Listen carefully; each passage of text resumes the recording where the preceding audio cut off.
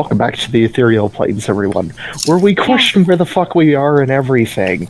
Last time was training montage day. After returning home to get some proper rest and get some shit out of the way, the party decided to have a good old training montage to hone their skills. There were duels to be made, some fights were won, some fights were lost, and now it's time for the magical duels. And our paladin pulled a gun on someone.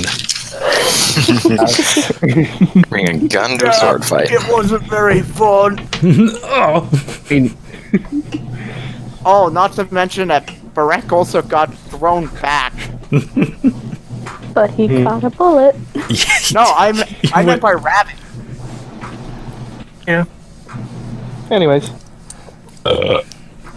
without further ado, the crew continues the training session. Don't worry about it. I'm just very burpy. I just drank soda. Listen, Morty, we're going on to the magical part of this duel. They're going to be casting like wizards and shit. Time to magic duel. Fall enters the scene. Okay, what the hell is going on out here? I keep hearing a bunch of noise. Having just a little training bit of montage. The fuck is a montage? Don't worry about it. Audrey shifts her eyes to the side. The fact you were able to hear that from the sub is a little concerning. I was about to ask if anyone wanted to magically challenge me. Oh, a magic duel.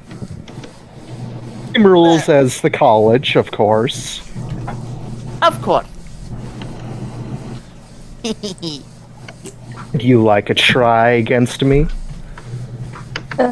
She says, a orb of lightning fire readying in her hand.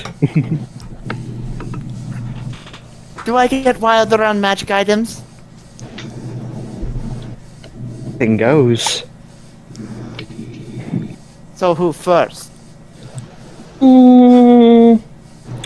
Looks over to the side towards the rest of the crew. Gungir runs away. And then back to We've you. all taken several steps back, I'm sure. Conrad's the only one who stays close because someone has to referee this shit. I mean, to be fair, Flynn has not seen what Fall can do. That's also true. He's heard tell. Anyways, moving on. Word gets around when you explode the queen. Phrasing! That's also true. Oh my! Alright, just roll for initiative so we can determine who's first. Okay. What is Audrey's plus stat? Because I forget offhand. Well, I don't think you're going to beat her. I got It's a 9. ridiculous stats. Yeah, and she rolled a 14 plus her shit.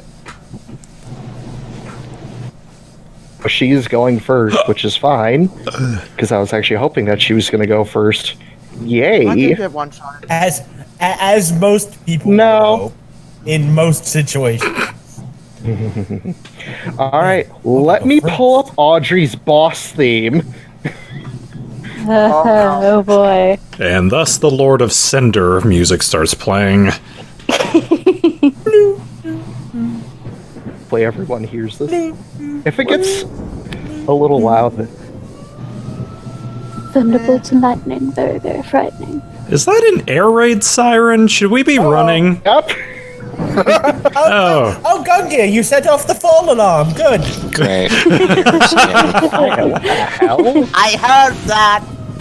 Should we not be having this particular duel, perhaps in a less destructible area? There's a lot of boats around. Oh, you wanted to see my skills, Fall. Now I'm gonna show you what I can really do. And she's gonna take her first action to cast a lightning bolt at you. What level? Let's see, what is lightning bolt standard? It's like, what, level 3? Yeah. Level 2? Same as Alright, so- Fireball. Did you turn it Alright, down? so roll a dex... Okay, I'm sorry. Let me turn it down a little bit. So you're catching it at level 3?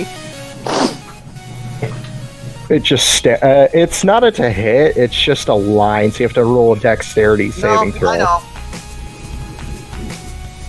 Counterspell. Hanjul! Counterspell, huh? Well, let's see if I can push it up a notch. Secondary action. What? She's high level. I never told you what level she was. Wizards don't have a second attack. She's not a wizard. Oh! It's a warlock. What? I don't think warlocks get second attacks either. Yes, they do. Do? We get. Wait. What's going on? He's Warlocks have secondary attacks at high level.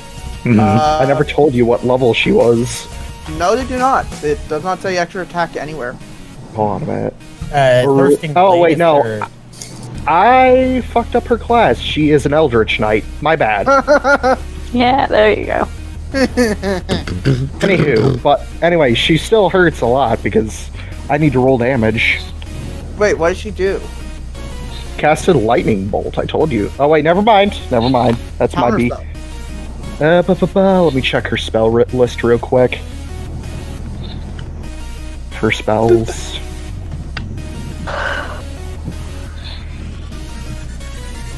Okay. Let's see. Let me pull out her. Snap to center. That's you're 20 feet away. Okay. She's gonna cast Chromatic Orb at 5th level. What at 5th level? Chromatic Orb. Chromatic Orb. Oh god. That is. Let's see. Is that a to hit spell? I forget. Yes, it is. And it's Okay. 3d8? Or 2d8. It's 2d8. I'm looking it up real quick. It is 2d8, Uh-oh. I remember. Where'd it go? That's a level. Let's see. It's 3d8 plus 1d8 for every spell slot above. So it's 8d8. D8. Or no, 78. Yeah, 7. I have to make a attack at you first. Let me see if she hits. Let's see. That is. I need to look at her shit again. Should not have closed her sheet. Probably. Characters, spells. That is a 15. That just hits me. So I think I'm down for the count. Yeah, quite possibly. Against a dice roller. Actually, no, wait. Hold on. Hold No, on. that's 1d8. No, wait. Venom.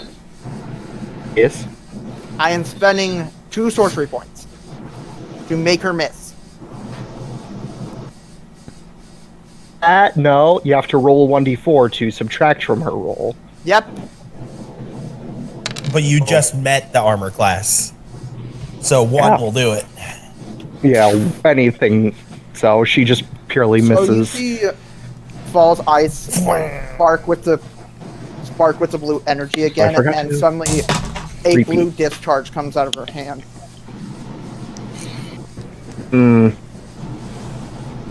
Well, that's a pain. Alright, turn the music back on. Yeah, I forgot to throw it on loop. I don't know.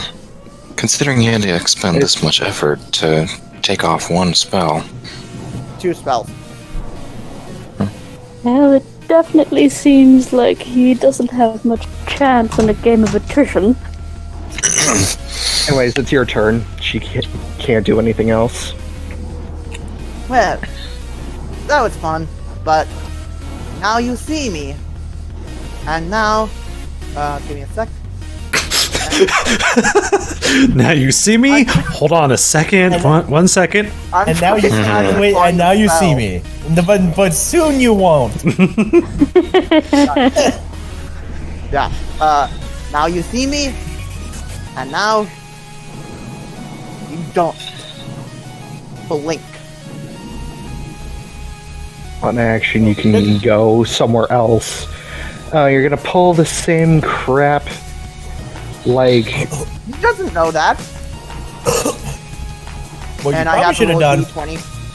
What you should do is wait for the coin flip, and then like if the coin flip is heads, then say now you don't.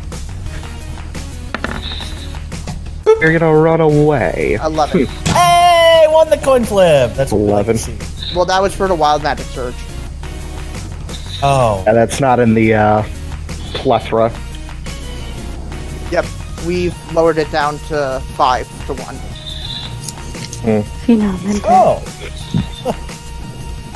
Well, I was just talking about. I thought that was going to be your because 11 higher, 10 lower. That's a coin flip. Yeah, I know.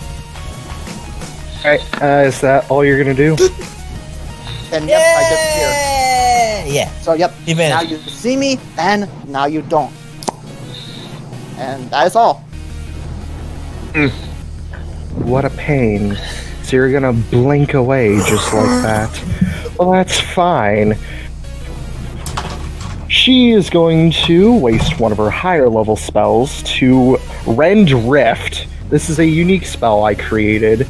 It disrupts any teleportation / blink spells. The fabric of reality of what dimension they are in. So basically, he just pops back. You pop back. What the? You see her hand glow and a spectral scythe summon in the air, and she slams it through the air, and you see fall out of a portal. Huh. I just imagine he comes back down and just goes, I've been falling for literally 10 minutes!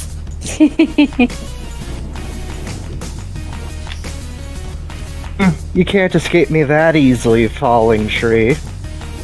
And she is going to, again, let's see, at what level does she want to cast Chromatic Orb?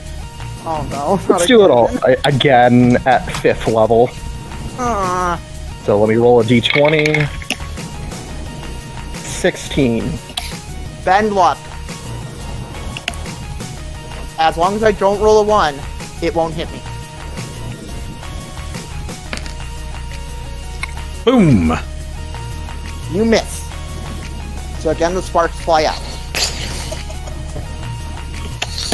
Well, she certainly is her has him on the turn. defensive. You're right there. It is your turn, Fall. Check Very well. something of hers.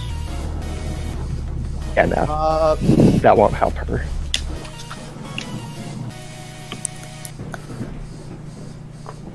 do I have my magic items on, or did we disallow magic items? Yeah, she said anything goes. Okay. So let's see. Anything goes. Trying to think of a spell that might do something. I don't have many. Give me a dexterity saving throw. Alright. That's an 18. She takes half damage. Assuming fireball. Yep. Yep. And I'm rolling wild magic surge. Oh. 5, that's in the threshold. Yay! Roll go. a 1d100. Let's go.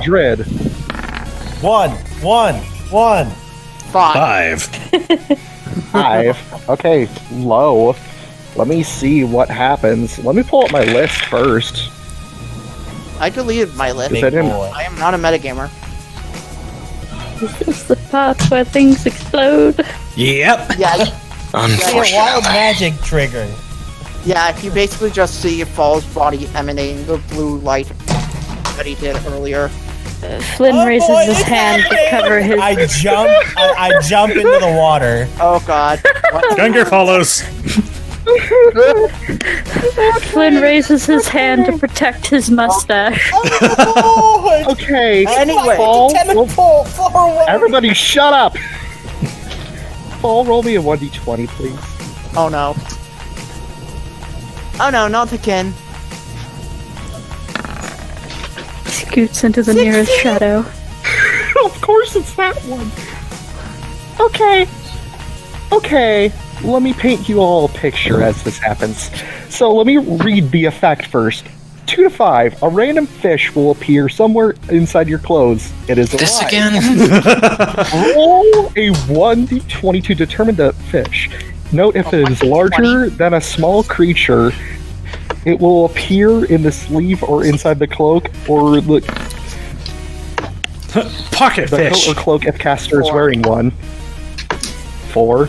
Wait, no, the first roll was what it was. Was a 16. Okay, so since you rolled killer whale, it just pops out of your sleeve in front of you. Does it? Oh no! Okay, I have a question. Does it like go? I'm sorry. Does it actually go towards her? Or it just flops out in front of you onto the dry land.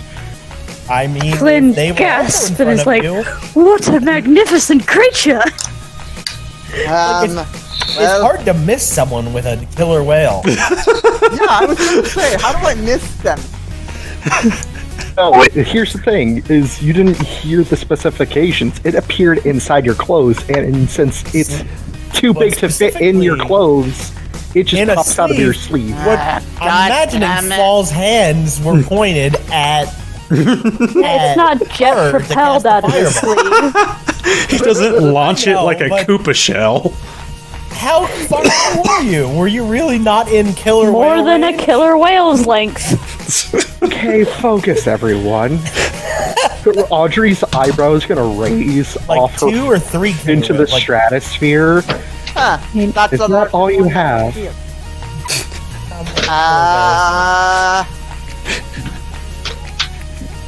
Oh wait, you're not just going to fight around that poor beast, are you? Somebody get it in the water. Trust me, I can deal with that. Well, pause That's the my duel. special- Pause Yeah, the like magic gets duel. behind and starts pushing.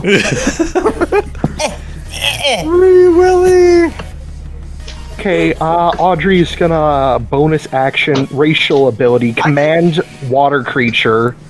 I didn't say I ended my turn. Yes, We're you pausing did. the duel to save this beautiful creature. Oh, Oh, this. Yeah, no. Bonus action from Audrey racial ability. She's gonna command creature. I'll be right back. Commands the creature to leap back into the sea, and it does so. It's on dry land though. Have you seen Have you seen what sort of strength a whale has on land? Literally none. No, this is what she. No, this is what she does, and she points at it, and you hear her speak in abyssal to it, which only Fall understands. I do? She speaks in abyssal to this thing. You have Gungle translate ring. Oh, yeah, that's right. What did she say? Hear her say in abyssal, "Go back into the sea where you belong," and it stands up on its Oh back flipper, no. Oh god. puts itself into the water. That's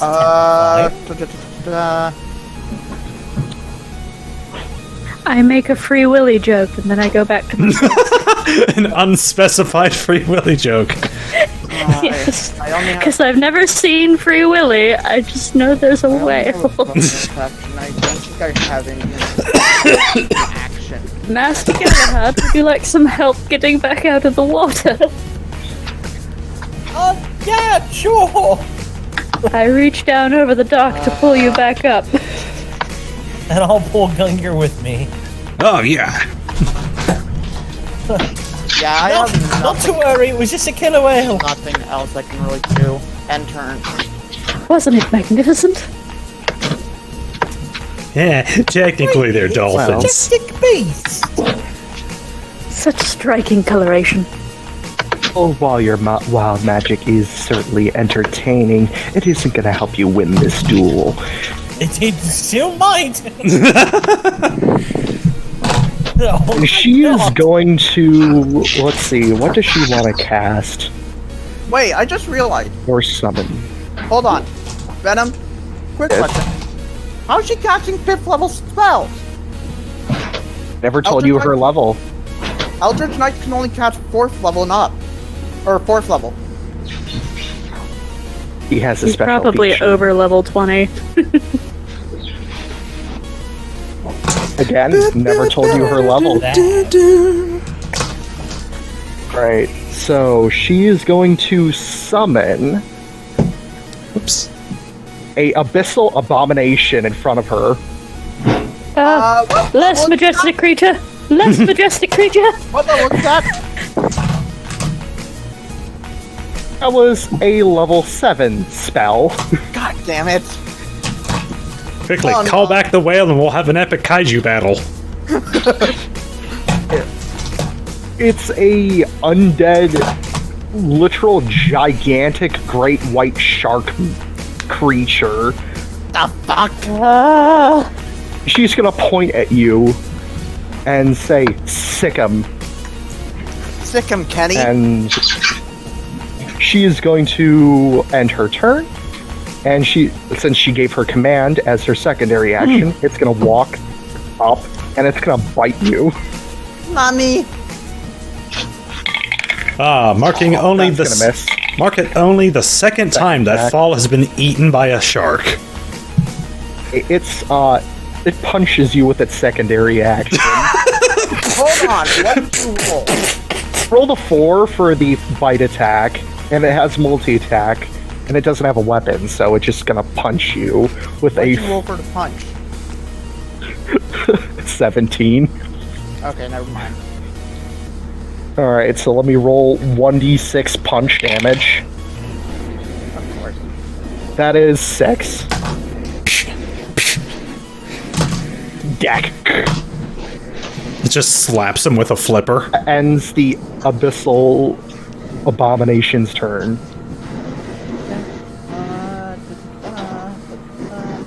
Come on, you. Yeah, so, ball's turn. Around, said shark. Not provoking attack of opportunity. And, let's see. What could you do that would actually be effective? Actually, give me a sec. I'm actually gonna... Let me revoke that turn. I'm actually gonna have an attack of opportunity. Oh wait, how much damage did it do? 6. I did 6. Okay, so... And that was a low roll. Anyway. Roll the 3 and it had its +3 strength modifier. Yeah, ball will...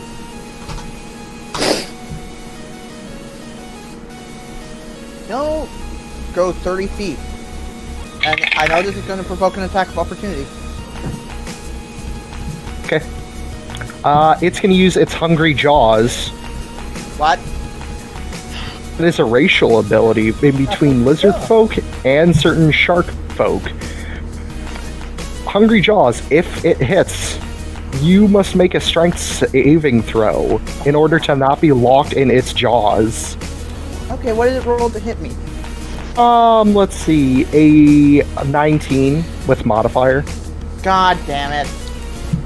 but you must roll strength save in order to not be caught. But you'll still take the full damage, which is that. Oh! 0. Ah! We'll take double damage of this. Because you What rolled a is it? natural 0. What did it do to me? Gungir has his gun droid out. So it immediately lunges at you, and you're immediately caught in its jaws, and you just feel every bone in your chest and back start to crack No, as Ramir, it not bites again! down on you.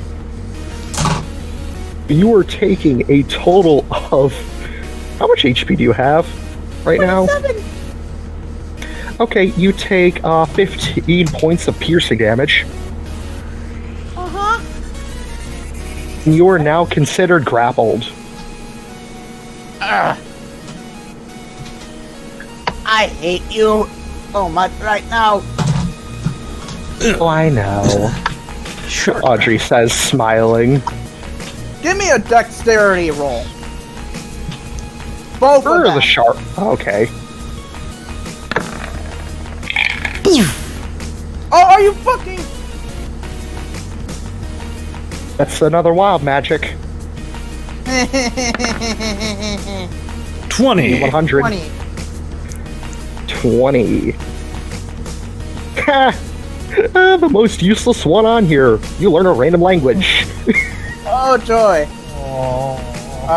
Let's see. I know Common, Elvish, Gnomish, Kitsune, and Draconic. Because fitting.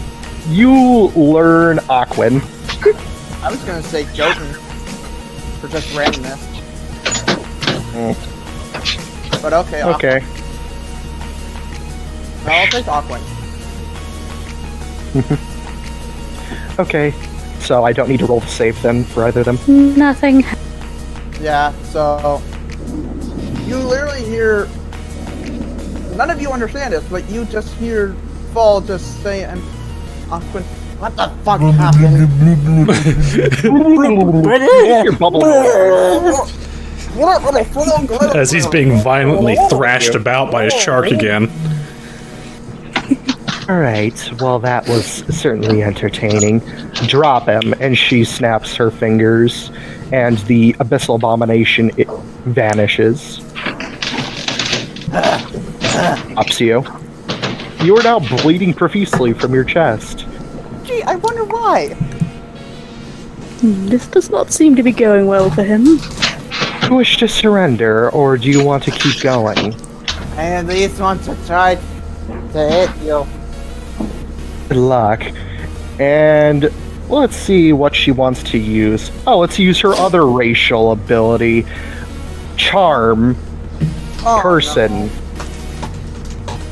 Charisma Yeah, saving throw. Luckily, charisma is actually my better stat. But good luck beating her DC.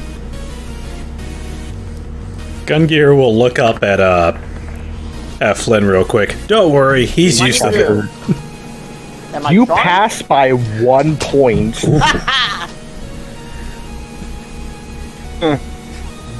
Well, that's a problem. As soon as she tries to charm me, Fall sees it and just flips her off. She's gonna smirk. Trust me, I was friends with a succubus. You think you're the first one to try that on me? She's so much hotter than you. Does she have any bonus actions? No, she does not. She ends her turn.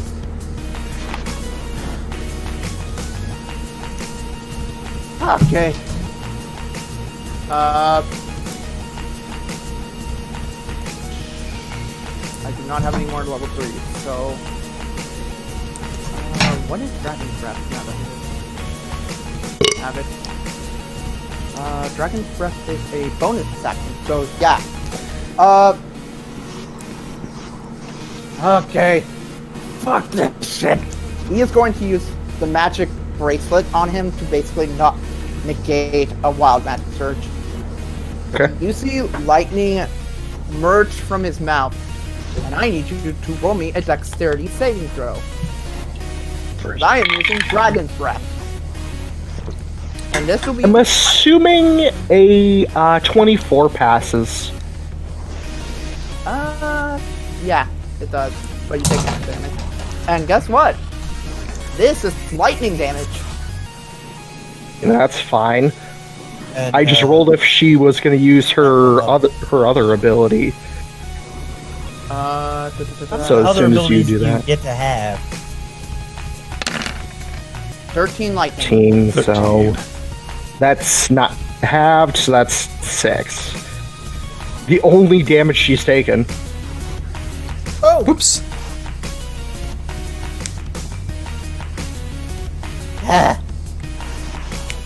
Is that all you got? Yeah. Pretty much. So how much are you paying this woman to work for you? By the way, you see the lightning spark through her body, and she's going to use her other racial abilities. Jesus redirect Christ, how many lightning. fucking racial abilities does this woman have? It's my She's other a siren. She has a racial lot of ability. abilities. Redirect lightning. feel Any like- lightning damage done to her is redirected back at the caster. What? I feel like maybe you should pay her more. Basically, the Avatar, the Last Airbender sort of style lightning go through her right hand pointer fingers, and then she redirects it back at you with her left. Okay, Pointer when that finger. hits him, Fall just falls to the ground and just goes, I'm out. She's gonna smile. And she's gonna cast at 4th level healing ward on you. Let me roll that for you. Ow. Ow. That's Pulled a nerve in my foot. Ow. God, Fall did not last long. regains 18 HP back. Yay, I'm almost at full health. I'm a squishy boy.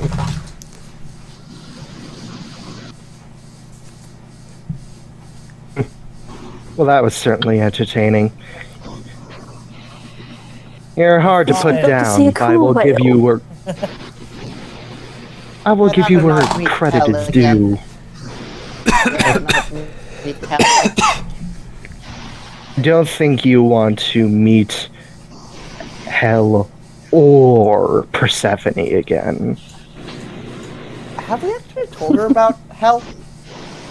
No. Is there any reaction from her hearing about him mentioning meeting Hell again? No.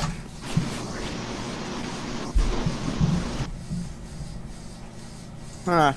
Odd. I thought there would be some I've- sort of reaction. I feel like there's some context here I'm missing. Don't worry about it. I mean, it sounds like something to worry about, but okay.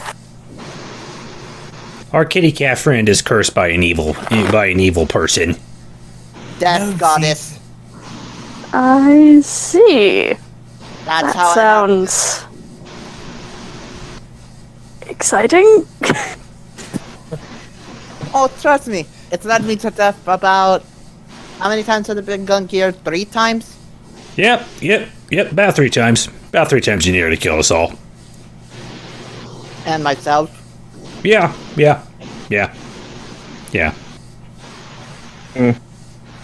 Never a dull moment. Gungir just kind of looks up at Flynn with the sort of look of ugh. Oops. Flynn just does like a sympathetic shrug. And Audrey will go back inside the ship.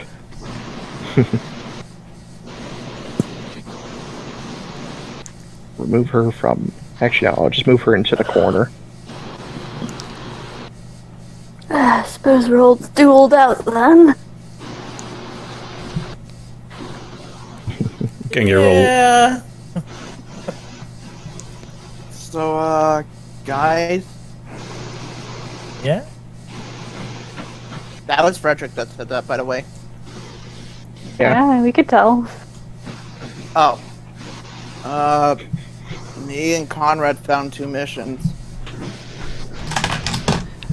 Yeah, jolly good. Let's You go will- inside and talk it over. Yeah. As you go inside into your lounge area, Conrad and Fredrick will present the quest forms forward. What have we got? Oh god, what were the quests? I forget. Hey, I'm calling you out. Anything exciting? If I remember correctly, it was exploring 2 different territories of the continent. I must say, I am eager to go on another mission with you all. I don't usually get to work with the same company for so long. That map.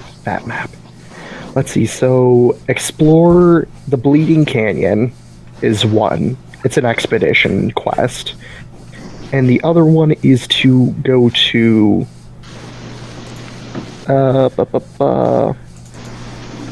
where the hell is it?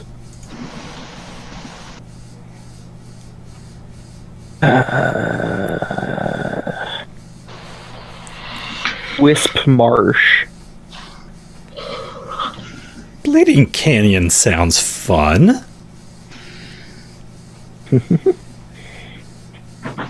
I agree with you there. What do we know about those areas? It's mostly an expedition, sort of, for both quests, is explore and discover the secrets of these places. How delightfully And you vague. get paid for it. Who's doing who's if the it's okay quest with you giver? guys? Oh, never mind. I'll wait. Everybody's speaking over each other. Remember the method?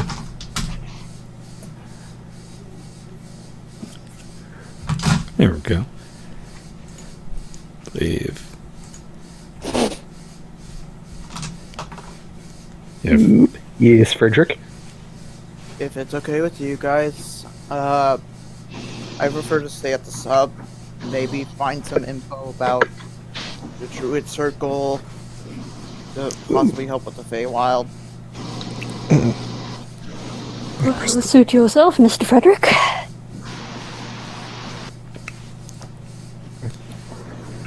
I believe Galahad had a question. East Galahad. So, who are the quest givers on these 2 jobs? Let me see. Let me look through my character list here real quick. So, Oh fuck, the Bleeding Canyon, Kana. the Bleeding Canyon expedition is per request under 1. Where is she? Sarah Thunderfist. Okay. And the marsh exploration is by 1 Piram. Wait. Farah Thunderfist of the Titanious Thunderfists. Thunderfist family. Actually, it actually does make sense that for a scholarly expedition like that, I figured some kind of governmental kingdom would be behind it. I suppose. Either that, or it was either gonna be that, or like one of those colleges, like what Fall came from. Very astute. Well, of course I will defer to your judgment. Though, in either case, I will have you know that I am a particularly good explorer of uncharted territories. You're once again coming in. The Ringer. How could you be a good explorer if the place is uncharted?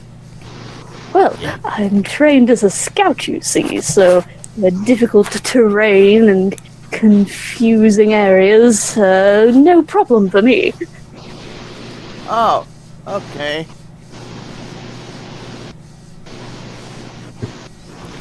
Gungir will look to everyone else.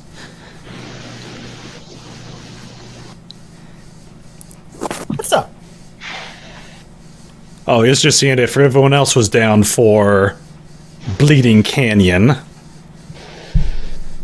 Like, Sits what a closer. bleeding canyon this is. So, what makes it? Are these completely uncharted territory? I don't know. Let me see. Can I roll a history check to see if Swords put anything about either of these areas in my brain? Oh, sure. Get the sword download. 19. There's not too much information about the Bleeding Canyon.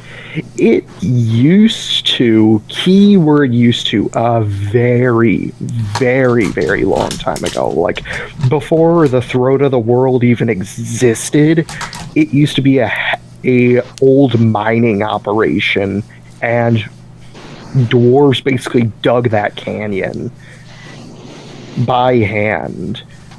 And it's just a unexplored territory nowadays. No one knows who the original... It was dwarves, but no one knows of the family name of who dug that place out.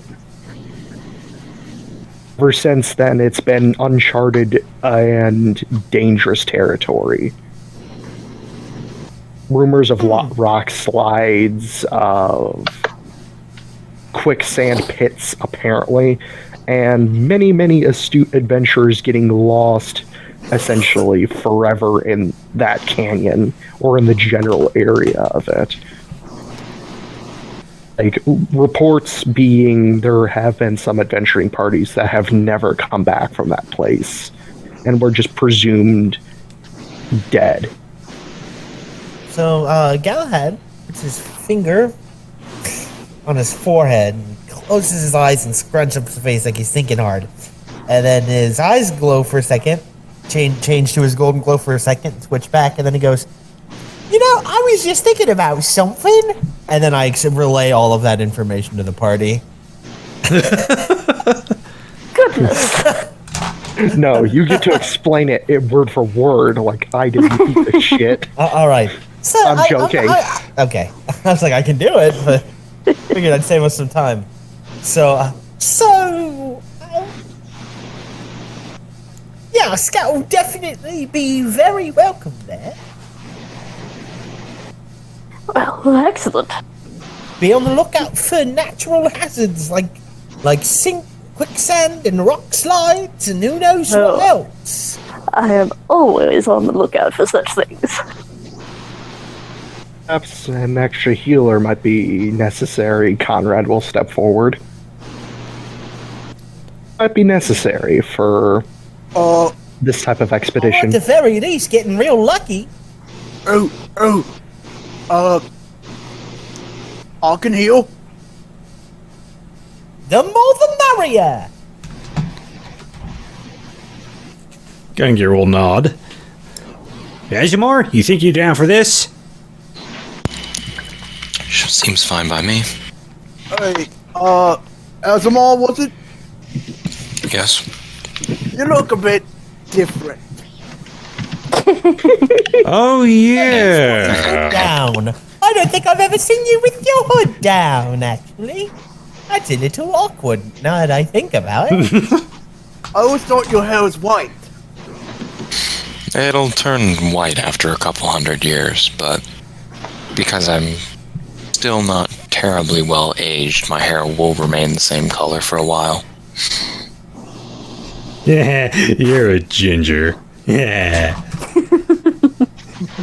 I like that Gungir gets a kick out of it more than anything. Gungir will look for Ravak. Did he go off to his room? Oh, yes he did. Ravak was sleeping since the battle. Okay. Well, if he doesn't... He does like his naps. If he's sleeping when Gungir gets there, I guess Gungir will, like, flop up his pillow a little bit and pull the sheets over him so he gets a good night's rest. And then slowly close his door. You go, alright, what's Are we heading out tomorrow? I think so. We can. We can always hold on a second in case anyone needs to do something, but as far as I know, I don't think anyone's got anything on the docket. Not that I'm aware of. But then, Gungir will at least... I suppose. He will at least grab one of the healing staves from storage and kind of tuck it away inside his backpack. So we'll at least have that on the side. He'll add that one healing staff. I suppose we better get any last-minute preparations done. Food, supplies, maybe even rent a cart for the travel ahead. I think we still have a cart. I have a question. Yes, Barreck. Dude, What is that big paper thing that Fall carries around all the time? His book? Yeah, can we bring that? Why? I don't know. He seems to use it all the time, so I thought it might be useful for us. Well, he's a magical fellow, so he's specially suited to be using such things, I believe. Me and Conrad here on magic as well. Oh, well, He's also taken the strenuous time to commune with the object. indeed. You'd probably have to ask him for it, and I can't imagine that would end very well. Folly's a little attached to his magic items. In all honesty, I'd let him just held on to that. Possessive is the word I'd use. I mean obsessive. Conrad. No, possessive. I did not say that word that you said. Aloud. Shrugs.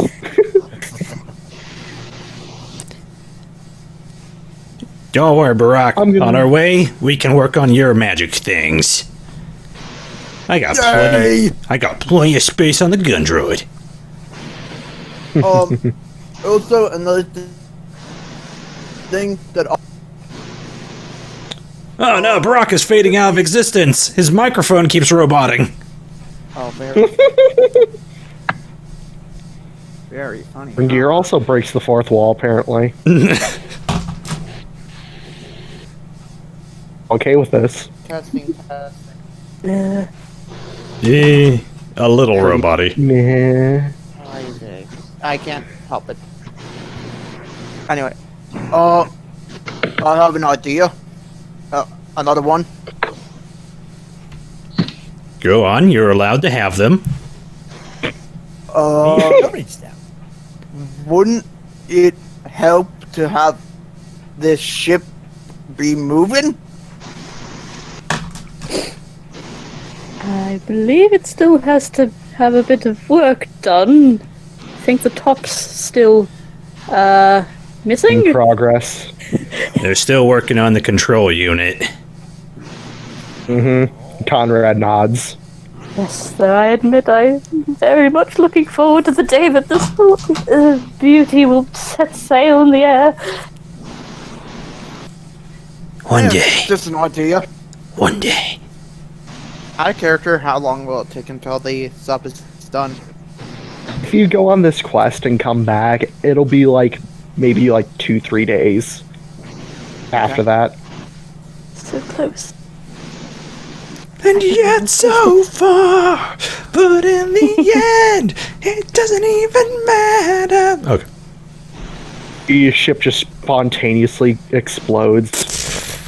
No. Sorry. It would be Fall that accidentally blows up the ship. Jeez. Yes, it would. Straight to the point. Wow, savage. I mean, History. we love you, Fall, but your track record. It speaks against you. Yes, it does. Anywho, so we have. So Conrad is gonna go get a cart requisitioned for the land travel. I think we still have So- one. I think we bought a cart a while back and we never got rid of it. Oh yeah, you guys did buy one. We just I don't went have like horses. we just don't have anything to pull it with. Thorn's still small as of yet. He's getting there, but he's not exactly the I was size of a feeding horse him yet. lots of pork chops. Lovely. How big is Jesus? He said he's like and- a young dragon by now. Yeah, Jesus is actually, based on that art you drew, he's big enough. But also, I wouldn't do that. Zeus doesn't have the strength capacity to pull all of 7 of you, considering Conrad's wearing full plate mail. Oi, are you calling me fat? Yes. I mean, I each have of you a in your little bit of gear, weight. respectively, have a lot of weight. Crap on you. Given enough time, Gungir could probably build like a little steam locomotive to strap on to the front of this thing. Amazing. I mean, just the engine does imagine, exist. Like from the original Willy Wonka, that soap machine puts them like down Yep. one hallway. Anywho, moving on. Does anyone want to do anything before we... Take a nap. Yeah, full rest. Yeah, take a full rest. And you guys all reconvene in the Slightly morning. knackered. Right in my diary. Gungir will, right before he goes to bed, he'll pull out Perrin and he'll start to make a few notes in his building journal. He's going to start making a few modifications at some point. Whoever's sleeping next to Barreck, I feel sorry for. We all have our own rooms. No, I know. I'm saying whoever's next door to Barreck, I feel sorry for. He's a heavy snorer. I'm sure they're soundproofed. Good thinks of everything. That's the reason why Ravak has trouble sleeping. That's why he's tired all the time. No, it's so loud that it just penetrates slightly. Venom. Doesn't apply physics. His snore is. Anyways. His snore breaks physics. Anywho. Actually, there's like some minor shopping, like during that day, like Galahad goes out and does like basic kind of. Assuming like potions, rations, all that shit. Like the day before we all go to bed? Yeah. Okay. If you want to. It's up to you.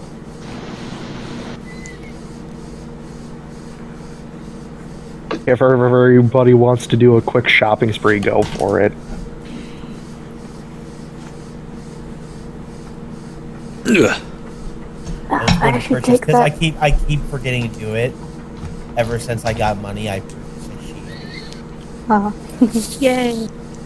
I should probably take that changeling hair out of my inventory since Gungir has it now. Mm-hmm. That'll be in the storage room, along with that soccer ball-sized meteorite that he got, and the 1/3 of the vault key. Hey. Speaking of, what are all the spells in these spell orbs I have? I think one was fireball, invisibility. Let's see, blindness, deafness, or specifically blindness of that spell, and I believe disguise self.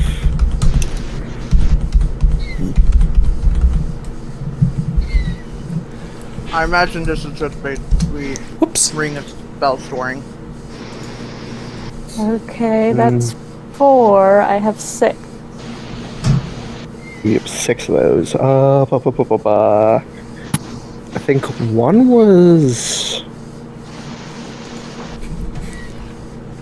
The fuck was it? I'm trying to find my notes of the Bobcat's inventory. I think one was Chromatic Orb. Thing was, you use some of the spells, so wouldn't some of them be flanked now? One was blank out of the 6 that it had. So she has 2 blanks and then 5 full. I did. Or Flynn has, bleh. I completely forgot how much dragon parts we had in our storeroom. Jesus Christ. I mean, you did kill like 2 dragons thus far. Still Sappy, you got really good loot from. Got. You got really lucky on those carves.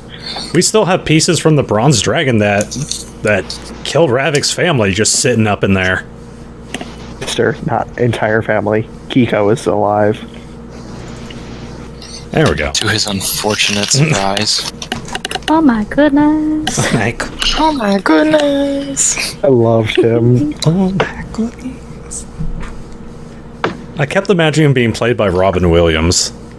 Yes. I could see it. I was thinking more like Urkel.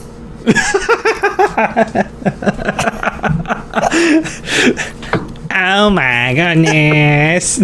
Did I do that? It's like, yes, you did, Kiko. Anyways. It's funny because you could have just asked him to stop doing the accent.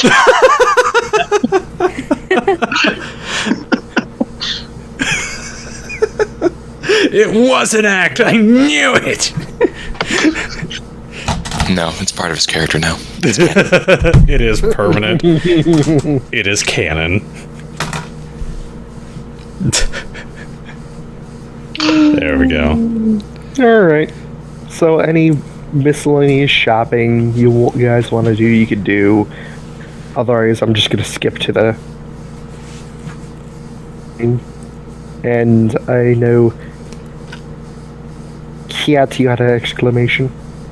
I did. I was wondering if Flynn got up extra early and hit the town and maybe used some of his contacts. Could he potentially procure us horses for the cart before anybody else woke up?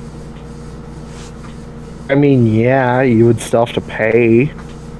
Yeah, I've been paid money. I can probably afford a couple horses. I mean, if you just want to do one horse, it's only like 10 gold for rent. If you want to buy a How horse much straight does up, the it's like cart take? 100. The cart can carry all 7 of you, and With it one can horse? take up to 2 horses. Alright, I will rent 2 horses for 20 gold. If you want to only buy a paid you horse 7 straight up, silver. it's 100 apiece gold. Okay. Well, I only have 200 gold, so that would be a little much. So You I have to will make the rent rest 2 of minimum horses. wage and tips. I mean, Asemar would reimburse you. You asked him, Well, but Flynn doesn't know that. He's getting up extra early to try and get brownie points. okay. But you know, not So by the buying time- 2 horses amount of brownie points. Anyways, moving on. By the time you return back right to the back. sun, though, Turn up the everybody mic is real quick. getting up. Okay. Actually, Barreck is knocking up. Conrad, I'll get up and go to the kitchen. Around, see if Liar's around. He is definitely making breakfast. Good morning, Liar. Good morning. What would you like? What are you making? Well, I was making some griddle cakes if you want them, but I can make pancakes or, Sounds good, actually, what you're making. I'd like to have some. oh, okay. It's a little bit alright. different than having the same thing every day. She says. He says, bleh. I mean, technically, he was a she at one point. Shut up. I'll get you a plate then. And she heaps a stack of griddle cakes onto a plate for him and gives him some syrup. You like some help with preparing? I'm not much of a cook, but I can help if you ever need help. Oh, no. It's fine. I like cooking, so, and I like to be, useful around here, since, I'm mostly just cooking and cleaning now. Going back to your roots, eh? Yes. I guess. Habits die young.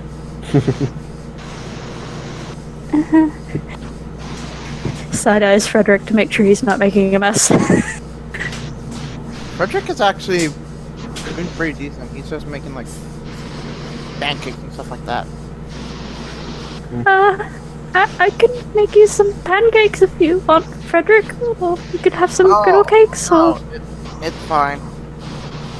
Makes good berry pancakes. Yeah, basically. If you're sure. I would leave him be, Miss Liar. He seems to go with the flow. Hey, would any of you three like some pancakes? I'm good. No, that's fine, thank you. He's gonna start munching on his food. He's like starry-eyed every time. More food.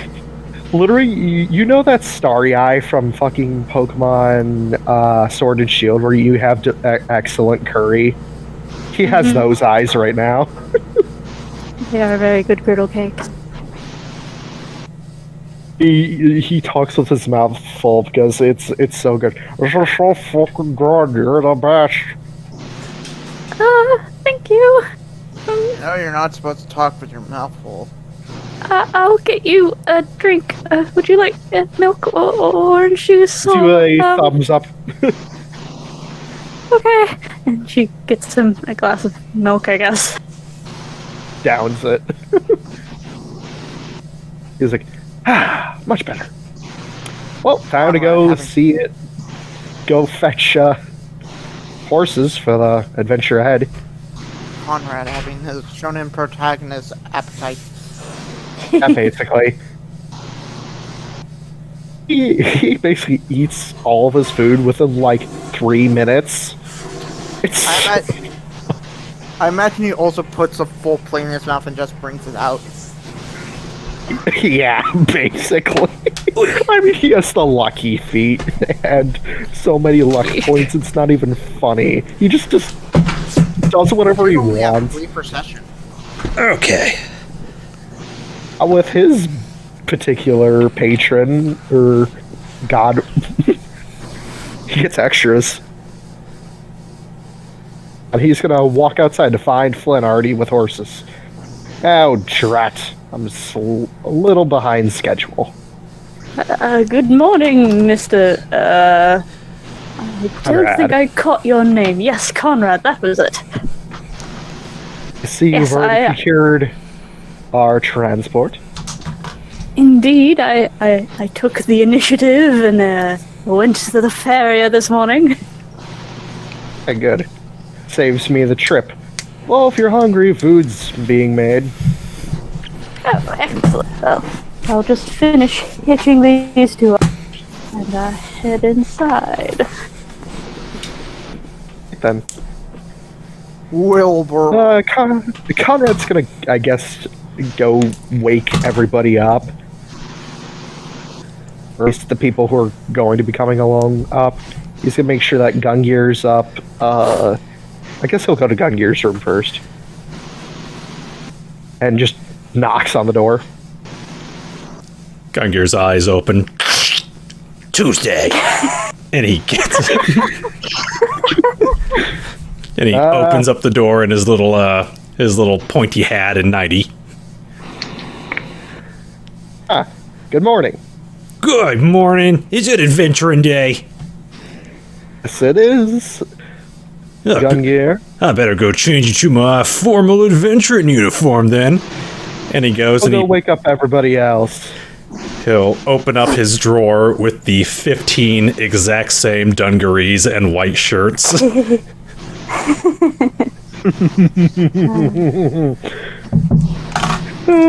Okay, he'll go to, I guess, Galahad's room and knock on the door. Oh! It's Conrad. It's time to wake up. It's adventuring day.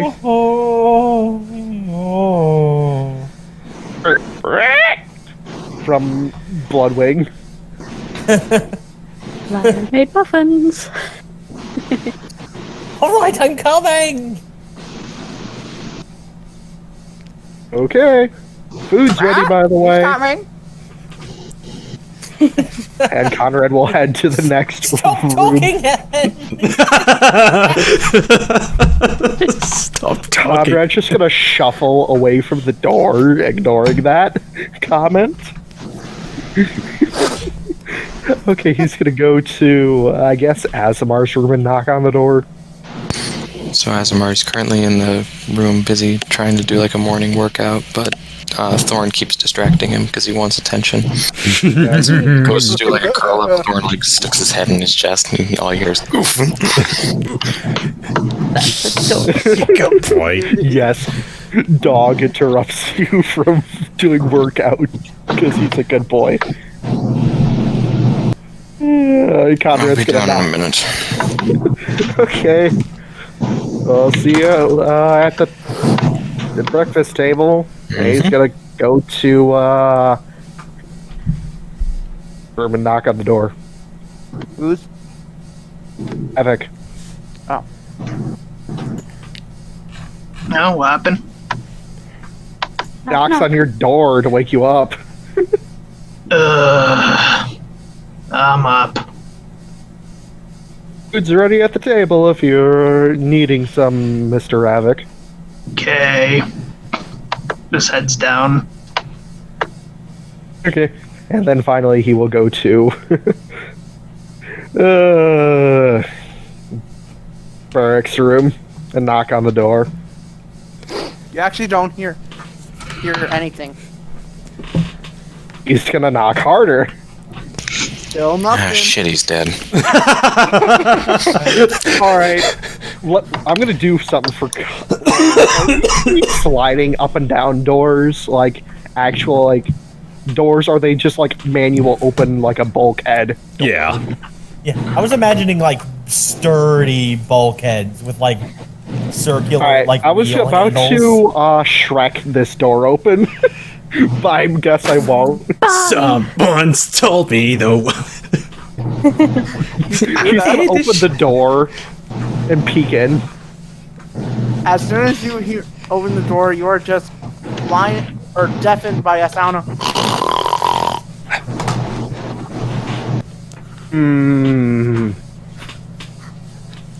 Conrad gets a devilish idea. He's gonna go grab a bucket of water. You evil And he's man. Like he's just pretty gonna devilish, yeet- Seymour. The water at, at Barreck. He's just gonna go. Morning, sleepyhead. What? He's wearing earmuffs. Just a deadpan look on his face, and does motion of taking off the earmuffs. He puts one earmuff out of his ear, or away from his ear. Need something? It's morning. It's adventuring day. You might as well start getting ready. Oh, Apologies for getting you wet. You're a hard person to wake up. oh, well, I used to be very easy to wake up because some loud noise kept waking me up. So, the monastery gave me earmuffs to help me sleep. Mm-hmm. We never Somebody he's get gonna- this guy a nose strip. never knew. We never Those knew don't we exist caused the yet. sound. Just gonna slow cringe. And Sleep back he's in the just machine then. cringe. And he's gonna just prestidigitate you. So you're Oh, dry. I could have done that. Precipitates the rest. He's just gonna walk out without any other questions. Just two guys That's my bit. prestidigitating each other in a room. What? I imagine by now Lyre probably not knows what melee? everybody's favorite food is. So she will be getting that prepared for everyone. There's the customary muffin basket. How'd you make a mutton flavored muffin? What? I mean, I guess I could try. You said his favorite flavor. Is that his favorite thing? Muffin flavored muffins. Mutton She- flavored muffin. Might not know what the new guys' favorite things are yet, but I guess she'll do her best. I mean, I thought Never you had mind. said muffin flavored muffin. I thought this was a pie flavored pie thing. What flavor is it? Pie flavored. She will. What flavor is it? Muffin flavor. When Gungir comes in, she'll be like, "Oh, Gungir, muffin," and like make sure he's looking at her, and ever so gently underhand toss him a muffin. Gungir will roll an athletics check, an acrobatics check. Oh, I have a question. Catch it in your mouth. You solid snake roll, front roll, and you just catch it in your mouth by angling your head upwards. And like a Pez dispenser, you eat it. Gungir does like a golf claps. Oh, so Fredrick. That's Fred. I meant Barreck. Sorry. Correct. Okay. Question. Is there an area to put my sheets to dry? Conrad wet them. Still I holding the bucket, by the way. do most of the laundry. Just water. Don't worry about it. Oh, okay. I'll come in and take care of it later. Thank you. Thank you, Oh, Wilson. welcome.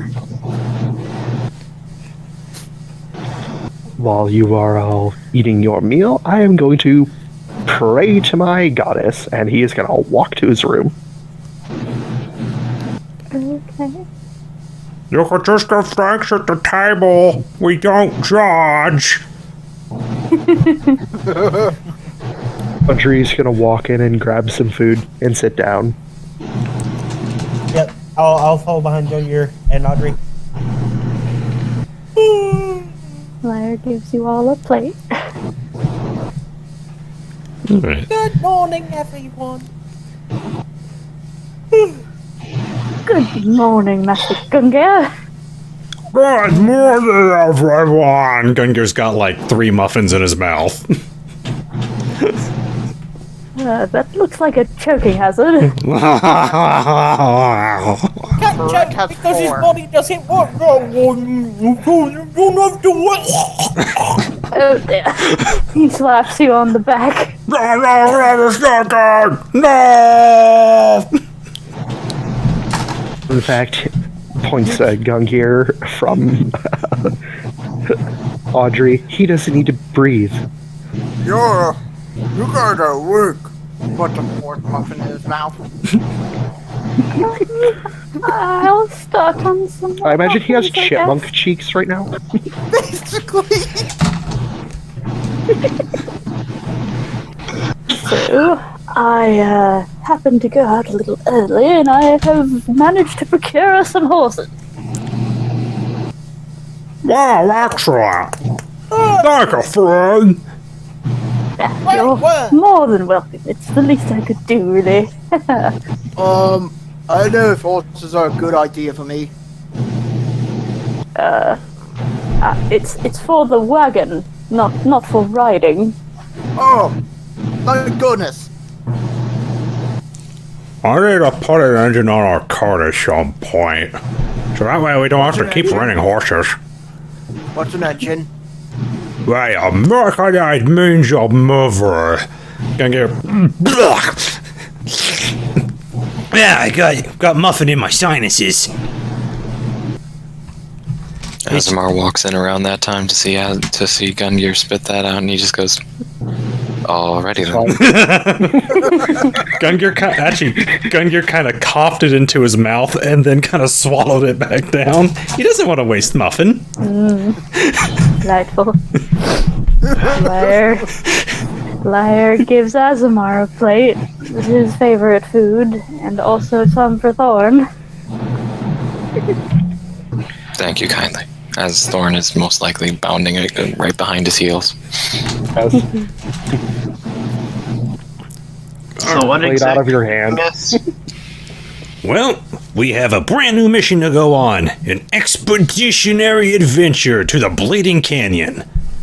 Yes, an exploratory expedition. The ancient place where dwarves used to be, and now they aren't, and it's very dangerous.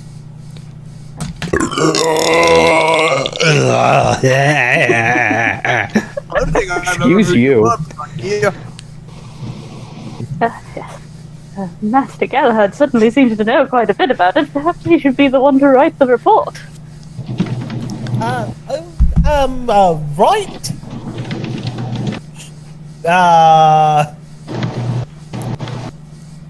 Oh, yes. I mean, you knew about the dwarves and the mining operations and all of that. I'm sure it would be very valuable Just information a lucky after guess. lucky guess. Barreck Lucky actually raises an eyebrow guess at about that. historical accuracy. Can I roll insight on him?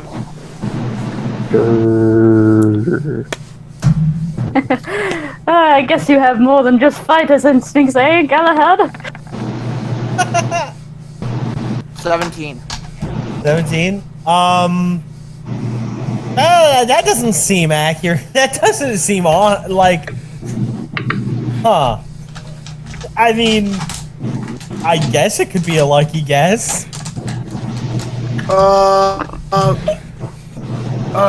What's your name?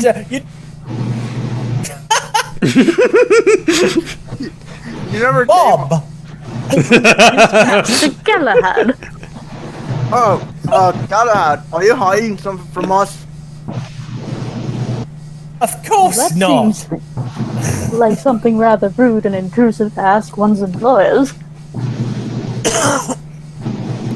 It's just, I'll get the odd suspicion that he knows more than he's leading on.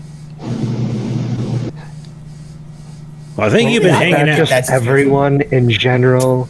Audrey says. It's just his instincts. He slaps Galahad on the back.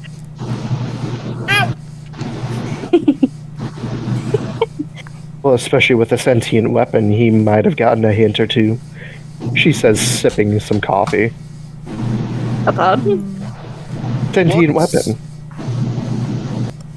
Sentient. That's what you and I are. We're Means it's sentient worth beings. more. Means it's worth more than a cent. He's gonna face palm. I'm surrounded by idiots. And an end. More than a cent or an end. Oh, I just thought it was a very small aunt. Good. She pinches the bridge of her nose.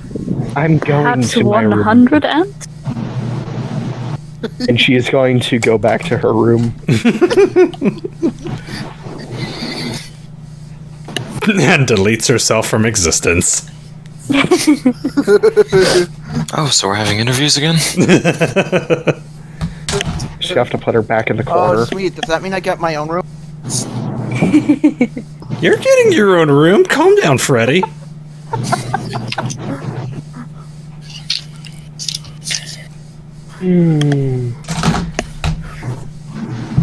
All right. Does that mean your sword has a brain?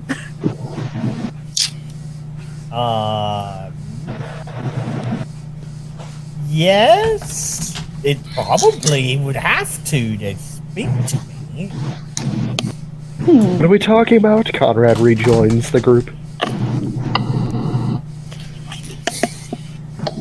It's talking about my talking sword. Hello, Oh, Mr. mean Sword.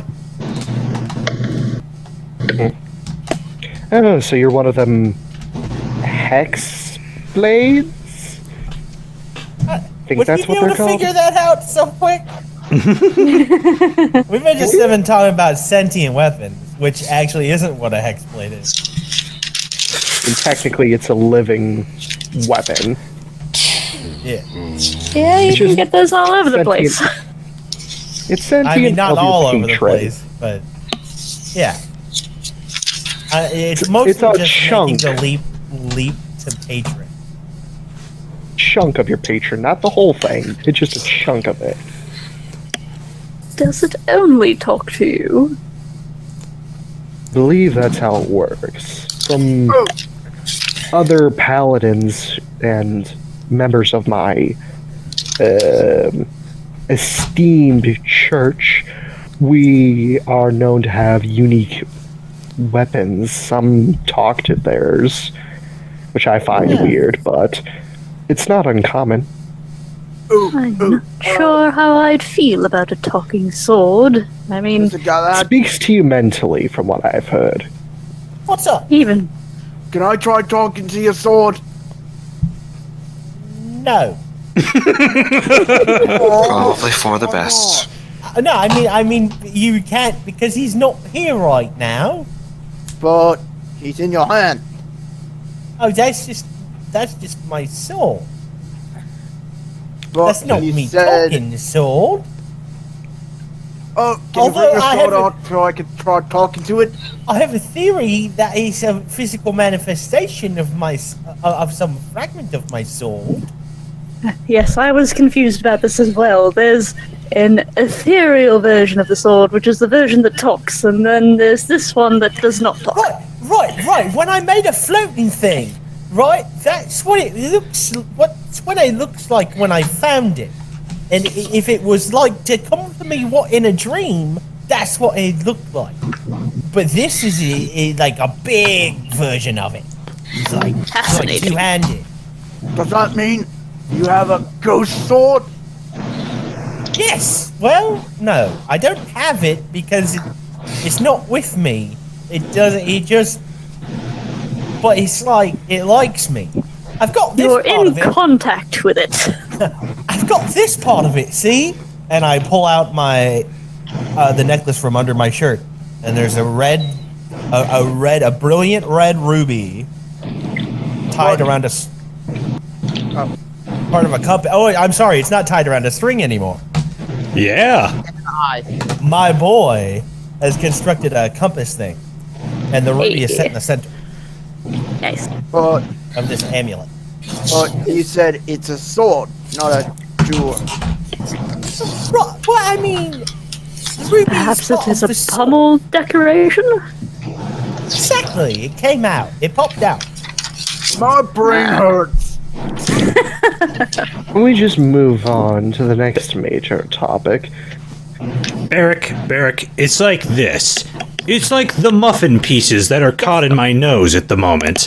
Those used to be part of the whole thing.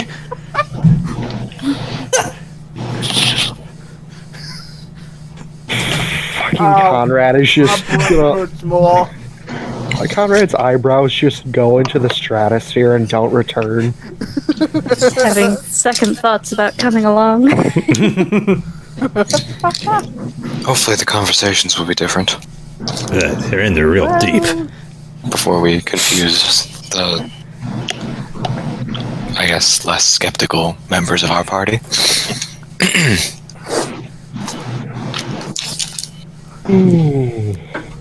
Well, I suppose we all better get ready for this adventure. Ravak, noticing him eating slowly. I I just imagine when he's eating slowly, the classical music is just playing in the background. That might be another reason. Just in case anyone's like getting confused. In case anyone's getting confused, Galahad isn't actively deceiving anyone, but he's not sharing it. Like, no one's asking, so he's not really sharing specifics. Because he doesn't think it's important, essentially. Anywho, moving on. He's just like, oh yeah, it's a magic sword. It what chose me and gave me powers. No one's asked that specifically. Moving on. Conrad's gonna look over at Ravak. Are you alright? Yeah? What?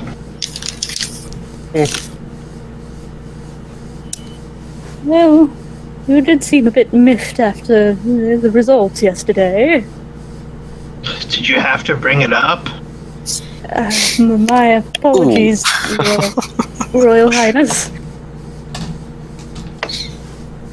It wasn't my intent to bring up a sore spot. If you're not feeling alright, you could always stay behind. How will he improve if he's staying behind? Indeed, I don't think apathy is the answer here. Another adventure provides the opportunity to push himself even harder, and through that he'll grow. I mean, we were even talking about taking him to some sort of gauntlet event. Yeah, but it seemed like Audrey knew where that was more than we did. Could do it later, I suppose. Could Barreck roll to see where the gauntlet is? Wouldn't know. She's the one that knows the location of it. The gauntlet goes on the hand, silly. I mean, he's traveled a bit, so he might know. No, you wouldn't. I'm just saying it straight up. You wouldn't know where this thing is. Okay. It's her private gauntlet. Very exclusive. First rule about gauntlet, don't talk about gauntlet. Exactly. So Alright. shall we head out? Ease. Gungir Let us go. Gungir will not instantly go to the cart. He's going to make a quick detour to Fall's room real quick. Would you like me to introduce you to the horses? Do they have names that we should be aware of? Yes, there's Betsy Lee is the grey one, and then the other one is Joff.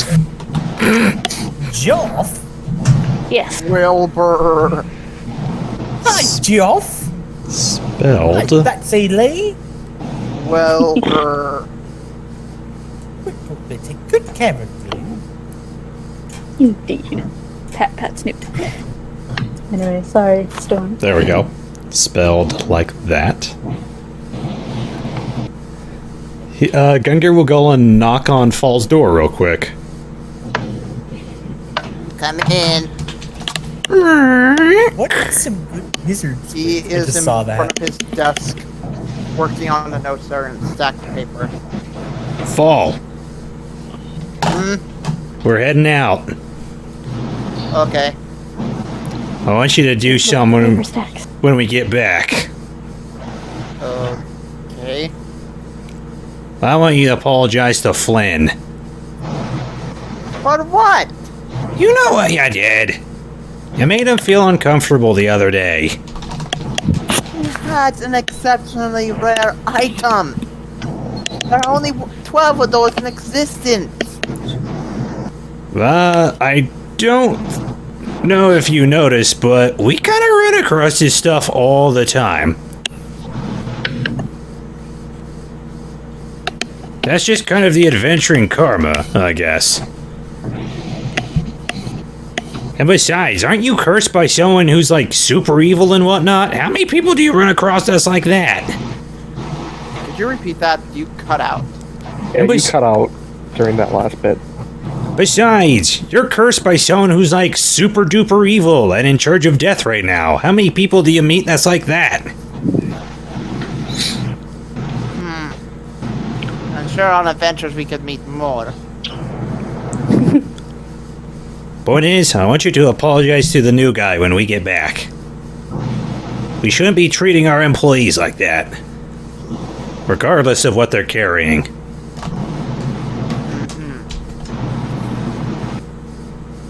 Gonna roll an insight on him. Gonna roll that indie insight.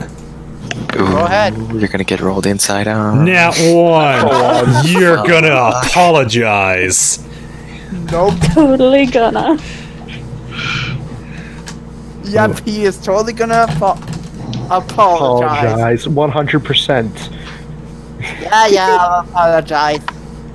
Can't wait for this. That's the spirit. I'm so excited. And he slowly closes the door, just staring at you happily, knowing that you're gonna do the right thing. Does he notice the stack of paper? Perception. Or maybe. Yeah. Oh no. Yeah. Yep. The stacks of paper on his desk.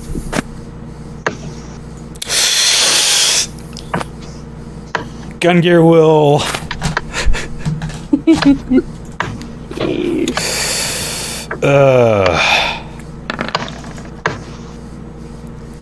Oh my god. Gungir, like, slides up right in front of him. No, you do not. No, you do not. It's a nat 20, As soon bud. as you try to get in, your face bumps into an invisible wall. It's a double nat 20, man. You don't even know he's there. Double nat 20. Yeah, no. You thought he left. No, here's the reason why. Because of the last time Gungir did that, he set up Le Mans' tiny hut. Le Mans' tiny hut has an entrance. And he's stealthy enough to find it without you noticing. That's not how the spell works. With 2 nat 20s Doesn't and the rest matter. of the DM. Natural 20, Come boy. on! Gungir is like sitting on top of He his. finds the chimney and shimmies down it.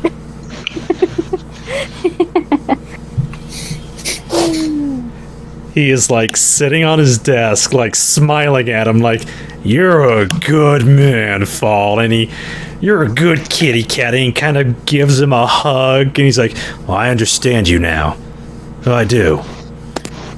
I was a cat once." Cats are assholes. And as I take offense to that comment. and as Not he, cat, real cat. Remark. and I am a real cat. And as he goes to get off Fall's desk, he accidentally trips over the stack of papers. How did you even get in this? He found the Cartoon entrance. logic. How did you get in? Your floorboards are loose.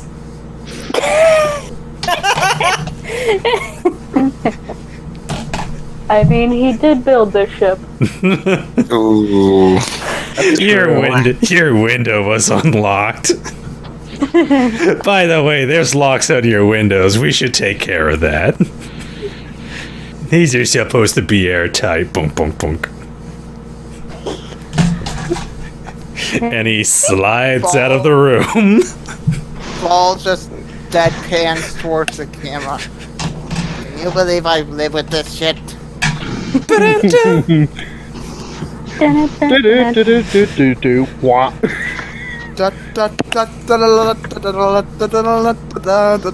Wah. Alright. Moving on to the rest of the crew. And he'll head on down onto the cart, and he'll hop on in, and he'll give Flynn a sort of punch on the arm. Hello, Mr. Gungir. I was just introducing everyone to Betsy Lee and Joff. Wilbur. Who is Betsy Lee and who the hell is Joff? I don't remember hiring This is them. Betsy Lee, and this is Joff. Oh, the I hire them, and he gestures to the horses. Hello, new employees. Will you be dragging us along today? Indeed they will. Yeah. Though I still don't know how to drive a cart, so... And I mean, I'm sure I could figure it out, but... Isn't with you guys. Conrad has land vehicle proficiency. Excellent. I suppose you'll be our chauffeur for this expedition. Yeah. Of course, we are going to have to take periodic rests to give the horse a rest, obviously. Naturally, we don't want to run them into the ground. Because we do have to bring them back. You did rent them, after all. Indeed. It's a bit pricey to actually purchase 2 horses. You realize we would have reimbursed you. Well, I suppose I'll keep that in mind next time. And you Indeed. guys are really nice. Comes with the Don't think job I've ever title, I worked with guess. anybody. I don't think I've ever worked with anybody this nice. We try. Makes up for Conrad's almost getting blown up. Conrad's going to go, ha!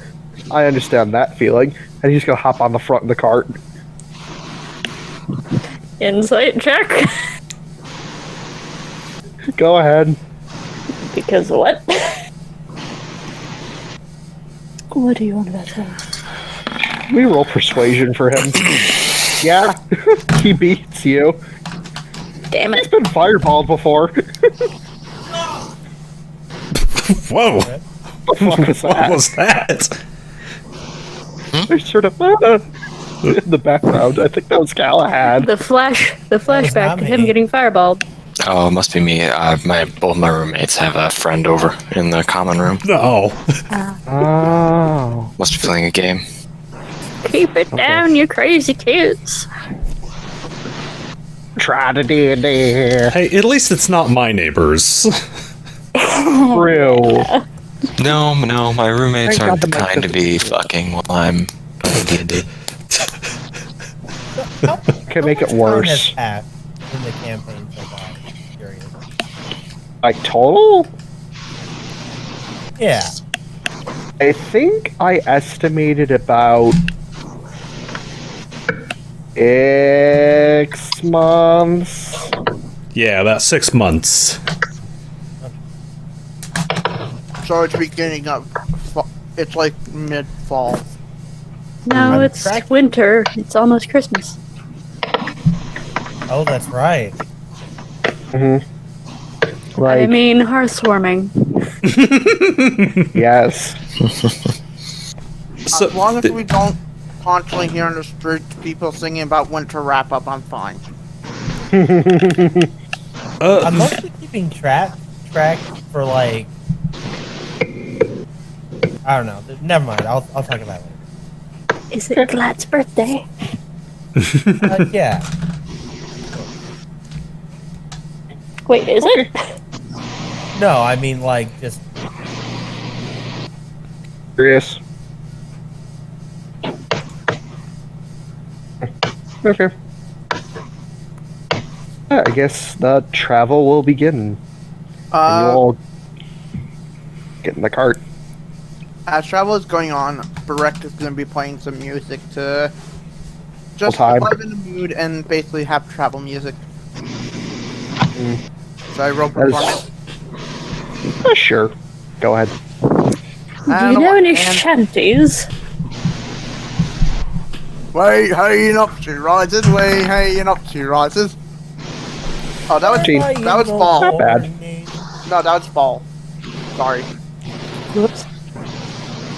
Let me try What can I again. tell you with a drunken cider? Performance. ooh, Indeed. there we go. You play a very good jaunty tune.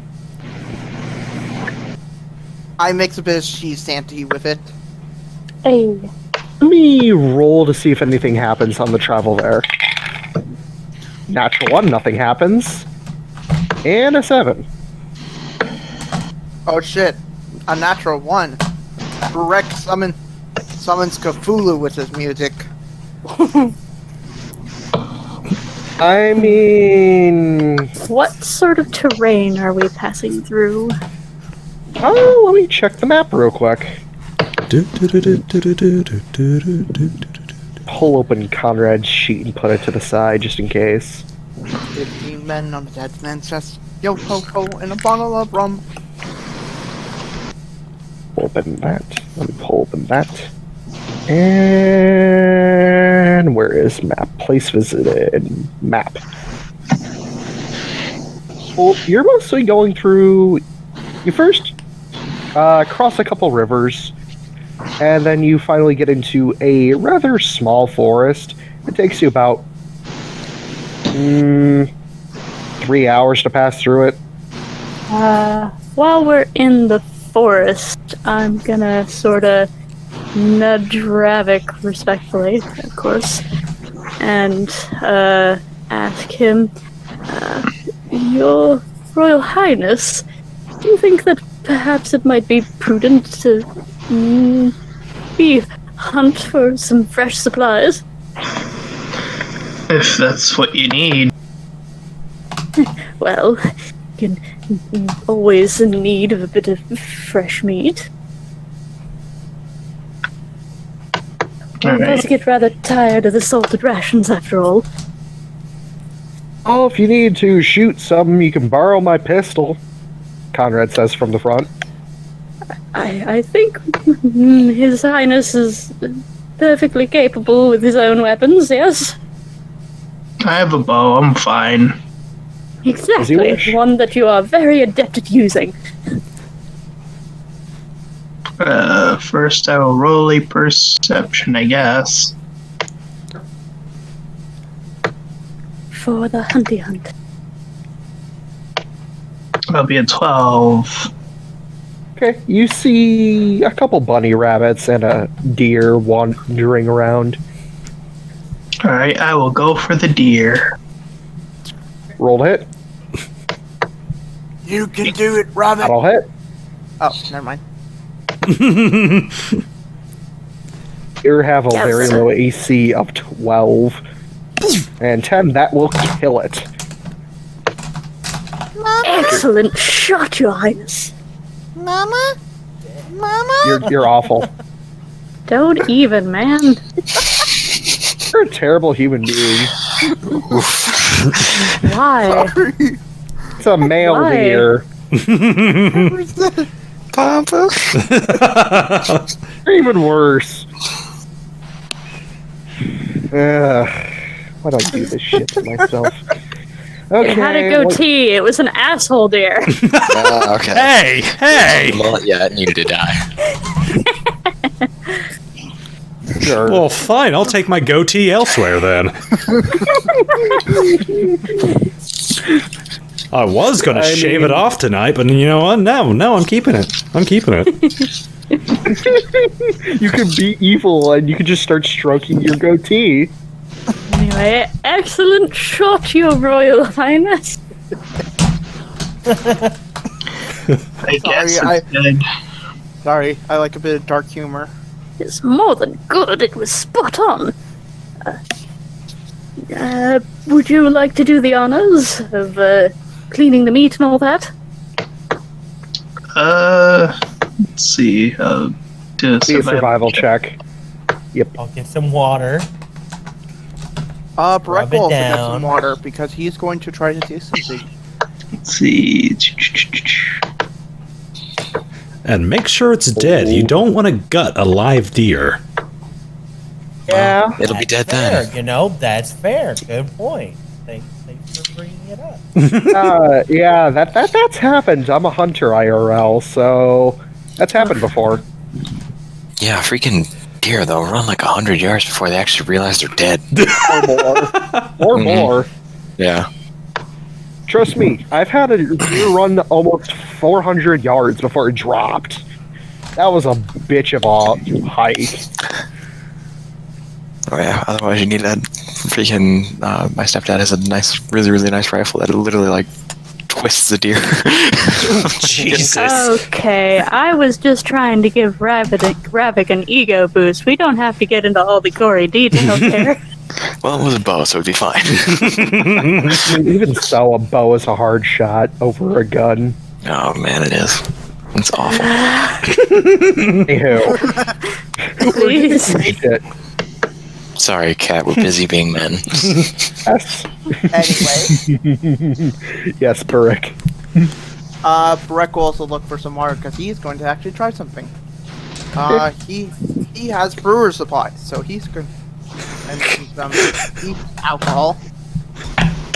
We're gonna make grain alcohol. Sure. Just in the back That's of like the He makes, Yeah. he makes bootleg gin in the back of the moonshine. Should I Is roll his- brewer's supply? First, roll a perception to find some water. pulls out his pocket bathtub. Does that mean that we're going to be drink driving at some point? Oh, 23. finds a stream running through the forest. That's the nice It's thing like about horses is that they kind of can maneuver themselves a little bit. True, but Anyway. with 7 drunk people in the back. It's okay. Asemar has a ridiculously high constitution, so it's going to Lynn take a doesn't lot. drink. Anyway, so what do I do now? Hey, you can roll brewer supplies to start making booze. What attribute am I using? It's just your tool proficiency. Yeah, but it says input value. I would say I believe- dexterity. No, that'd be intelligence or Oh no. With plus proficiency. yeah, usually with tool stuff, it's just your profish. Be 1 pound of meat from the deer, and that'd be about 7 days' rations. So 1 for each of you. So, wait, hold on. What do I roll? Because it says input value. Intelligence plus proficiency. Okay, so my proficiency is a 3. Whatever this is with plus 3. 16. Not bad, actually. 18. Because again, plus 3. Already added the plus 3 in the roll. Yeah, it's in there. Oh. So yeah, I make some decent alcohol. Make some grain alcohol. It's decent. Oh god! Yes? Daughter, celebrate our first mission together by making us some alcohol. I don't drink. I'm not gonna drink while I drive, thank you. Oh. I worked really hard on this. Gungir Maybe slowly later tonight. Gungir When it's slowly actually an raises. acceptable time to be drinking. Yes, perhaps when we take a stop. Gungir, you drink it. Oh, I thought we were taking a stop. This was the I meant stop to to- collect the shit. Okay, Yeah. never mind. I was saying that he was doing this when we stopped.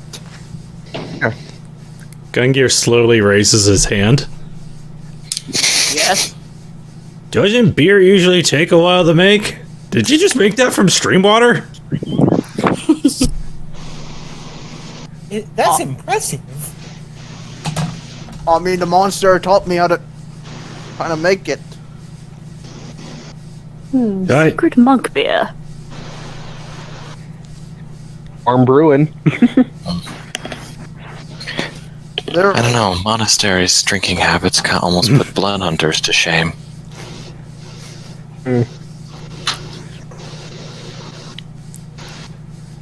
so, we're gonna have this later? Sure. Shrugs. Let's save it for now. Yeah, he'll put the large amount of alcohol he made. Barreck, if you go enough blind, for- it's on you. Wouldn't say you would have made enough for 1 drink per or 7 drinks. So enough for 1 shot for each of us. Okay. Somebody else can have Flynn's. It's okay. Asemar will compensate. insist. Okay, Wait, so What let me did Galahad say? Well, if you insist. When you... No. Alright. I mean, I Galahad, guess roll we me can a just con get the bean save. stuff for the night. Remember, kids, underage drinking is cool. The Galahad. Sure, that's wise. I mean, you're a bit young to be drinking, aren't you? Oh, it's fine. I had some drinking when. When I was 11. Really? That seems awfully young. I don't know if this is a good idea. I had my first hangover when I was 8. It's alcohol really isn't good for you, and Popped out of It's the womb fine, we'll drinking. water it down. So It Galahad is mostly water. Con save, Galahad, please. Unsafe. It's just Con save? Oh, sorry. I thought you said. I thought you said save Galahad. I was like, save him from what? Like, Roll. It's just 9. aw, low oh roll. dear. it's I mean, the a average good for con passing alcohol is 10, so you fail. Drunk. You got a good buzz. it's just You're a little woozy. It's I just accept without even thinking what it was. Welcome to have my shot, Conrad says. it's I don't think that's necessary to give him any more. You want some, Mr. Galahad? Probably just go throw up. it's Come on, it's not that bad. it's I really unfiltered don't stream think water. we should all be offering children alcohol. I'm not comfortable with this. It's the sailor who doesn't drink. He might be 17. He's not children. I don't think. Legal drinking age is 18. Most of the party is over 18. But also, yeah. I mean, you're right. You are right. I mean, Audrey's fucking 27. Flynn is just very uncomfortable with Galahad drinking. Anyways. Barreck is 25. And nervous. No, what is Audrey's age? I forget. I might be wrong. That's wrong. Oh, I have more pinball. Oh wait, no, here it is. I found her notes. She's fucking 37. Way off.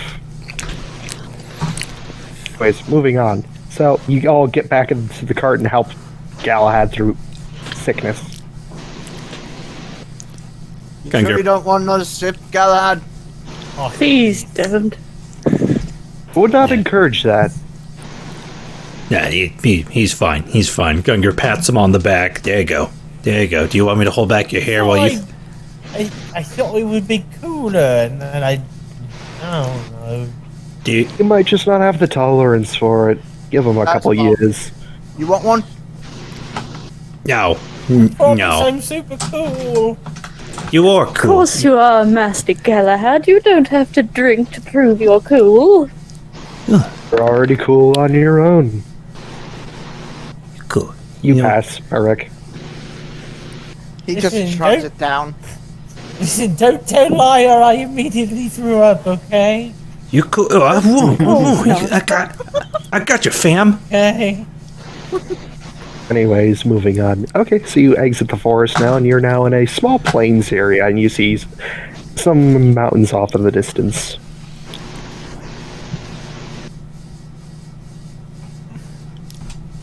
And that over there, Look, some mountains in the distance. that is the throat of the world. I thought it was called Druid. Throat. Druid, my apologies. Just thought. It's throw to the world. Conrad corrects you all. It must be a regional dialect. I mean, I'm going to kill myself tonight. But I believe the proper pronunciation is Throot. Conrad just gonna facepalm. Can I judge about how much further we can make it today and how much further it is to our destination? By the end of the day, you'll make it to the base of the mountains. It'll take another day just to get to the canyon, because it's on the other side of the mountain. Well, we should be to the mountains by about the time we're making camp. Excellent. Then we can start a fresh day of expedition and exploration. Indeed. since there's another free shot. No. You're doing fine, Barreck. You're doing fine. Well, Pass. It's 3 shots down. At this rate, there won't be anyone left for anybody else. well, you said that I already took your shot. I took. Red It shot. seems like it's the proper split is 3 Barreck, 3 Asemar, 1 Galahad. Yeah. Yeah. Barreck, you do know you gotta run that through a filter, right? Just like everyone else. Of course I did. You pulled that out of the stream. That's probably made from like fish pee and stuff. I filtered it. As character. Oh dear. I think once we reach the mountain base, we should make camp. Yes, that would be wise. Galahad, We want to... Galahad, you said that a lot of people disappeared around here, right? It was a very, very long time ago. Ooh. Adventuring not parties technically were there in yet. recent years. Oh, you mean like adventure? I was thinking of the dwarves. They up and have- vanished. Adventurers do meet terrible fates when they come to explore here on the whole. Reminds me of a place back home. Spooky place. Oh, But that's really? why they're paying real experts like us to do it now. Where is back home exactly, Mr. Gungir? Gungir stops and thinks about it for a second. He does a little bit of counting on his fingers. Not here. Well, it's not here. Like, it's kind of like here, but it's not here. My I The bad. don't distance- think I Fine. follow. Its distance from here to where I live cannot be measured in feet. My brain still hurts. That's the alcohol. You know how there's planes like the Shadow plane and the Ethereal plane? Oh, you're an The fire extraplanet plane. traveler. Yeah, the other thing, that's- Oh no! The alcohol's getting to Barreck! God. That was perfect. That robot was perfectly timed. And that's what you get for using pocket yeast. Remember, kids, when you're making your bootleg homemade alcohol, filter out the fish pee. You'll get really robot-y if you don't. I had Oh, So you're an Remember, you cool extraplanet 3-year-olds? traveler.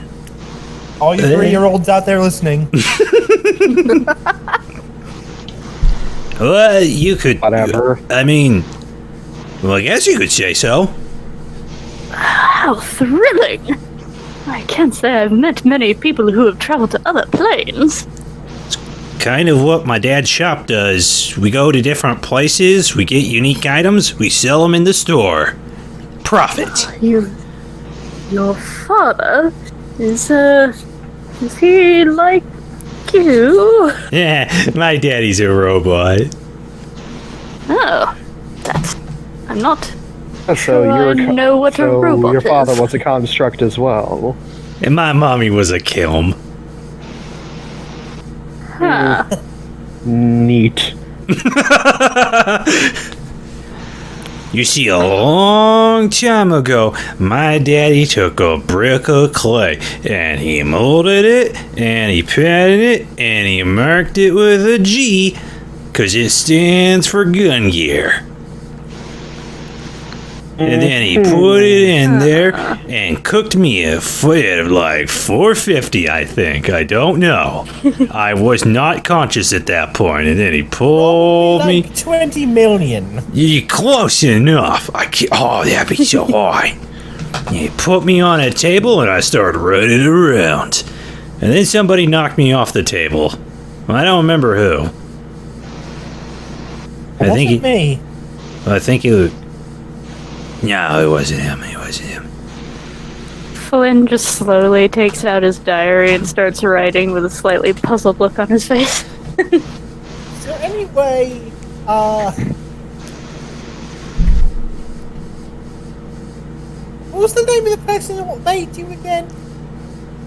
My daddy. I call my daddy Daddy, but that's not his real name. His name's Crankit. Crankit T. Warforged. And he has a shop, you said? Well, he co-owned it. Or he co-owned it. Gungir kind of gets a little sad at that. Yeah, we have a shop, magic item shop called the House of Gears. Used to run it with my grandpa. Is it still around? The shop's still around. If it's a magic shop, I think that cat guy would like it. Not sure he's really the kind of clientele that they would wish to allow in. They trust me. They've allowed in more dangerous people. Probably. They've let in a sentient star. But was the sentient star well behaved? No. Yes. Okay. Anywho, moving on. Well, we're just about to the mountain base. I believe we should park here and get ourselves situated for the night. I'll make a fire and, I guess, get the horses staked so they don't run away. I'll scout around. As you wish. And Conrad's gonna go start a fire. So, Mr. Asemar, do you want any? Of? I promise alcohol. It's Oh, sure. real good. He samples some. He'll give you a shot. There are now 3 shots left. Con save. If you do drink it. One moment to pull up the sheet. No worries. Take your time. Asemar, blood and wine. Oh wait, saving throw. Much better. 16. You down it like buddy. a champion. Oh yeah. Well, another shot. I have enough for maybe about 3 more. If no one else takes theirs, then I might as well. He gives you 2 more shots and he takes the last. Offer it to the others first, please. I did! No one wanted it. Are you absolutely sure? One doesn't drink. One can't drink. One is shouldn't underage. drink. Oh wait, Conrad? I think Ravak also said they didn't want it either. Didn't you, Tom? Conrad and Ravak. Conrad didn't want any while he was driving, but he still doesn't want any because he doesn't trust it. Hey, Ravak, do you want any? No. Well, guess the rest is for us. Gives you 2 shots and he takes the last one. Oh boy, here we go. Save twice for Asemar. Ooh, that's Nope. low. Okay. And then 1 for Barreck. Pass the lip through the gum. Look out, some Curious comes. 17. Again, like a champion. For Asemar, the first 2 shots go down pretty good. The last one's a little rough. You do down it. Okay. Good, huh? It quite just certainly that last one was a little much.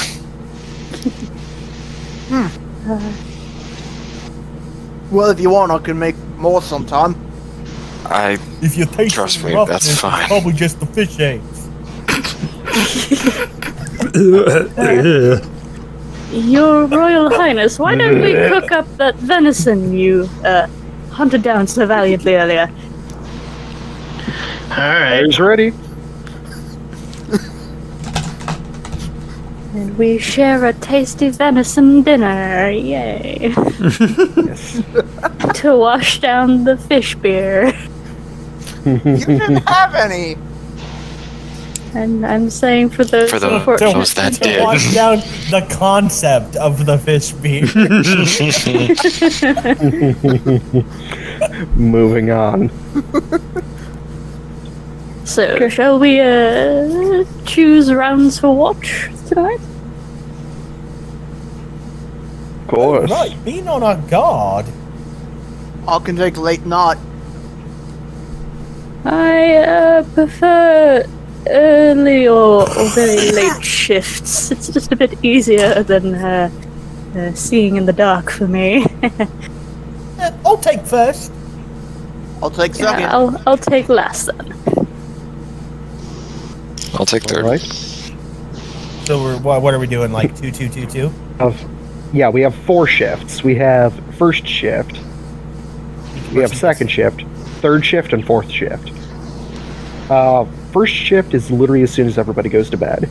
Second shift is around midnight-ish. Third shift is like very early morning hours, and the fourth shift is like just before the sun rises. About like 3 hours each person. By the way, as soon as Barreck goes to sleep, you guys just hear the snoring. Oh dear. Red is gonna cast silence on you.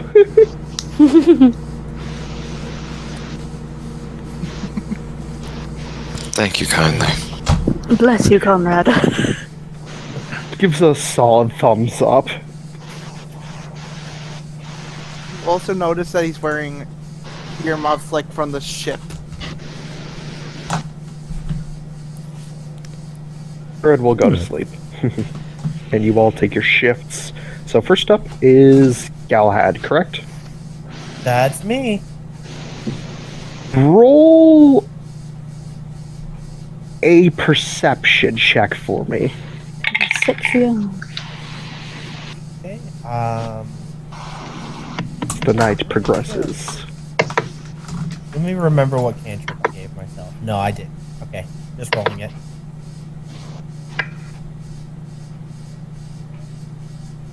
Roll. 13. Not terrible. Much really happens. You see the horses just laying down in the grass not far, munching on the grass as, the night progresses. Eventually you see them fall asleep, as does the rest of the party, and your shift goes by without a hitch. Nothing really much happens. Peggy Sue and Bolf? Betsy Lee and Joff. Twice. I was close. Now you can choose who you want to wake up for the Barreck next said that you shift. would be the second. Yep. Wreck. I would go and wake up Barreck. I pick up, I gently should shake him first. As soon as you enter the cone of silence, you are just blasted with. And I'm flung out of it by the sonic waves. I drag myself in using two spikes to hold back against the force, and then I lift barely the earmuffs off his ear.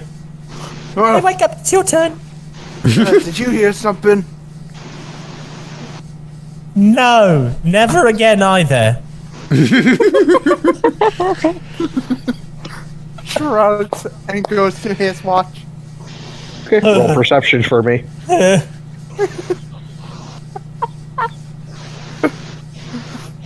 Oh, let's see. Perception. 6. Ooh. Nice. Okay, Nice. well, I need you to roll me a Constitution check. It's like everything I'm passes going without to at disadvantage because I'm still a little buzzed from the alcohol. My freaking Google in my kitchen scared the shit out of me. I thought I asked it a question. I have a question. Because of Yes. alcohol, is this at disadvantage or? Well, either way, it's a 6. No, Well, I I mean, meant the Constitution. No, it's not disadvantage. It's just a straight roll. Okay, you don't pass out.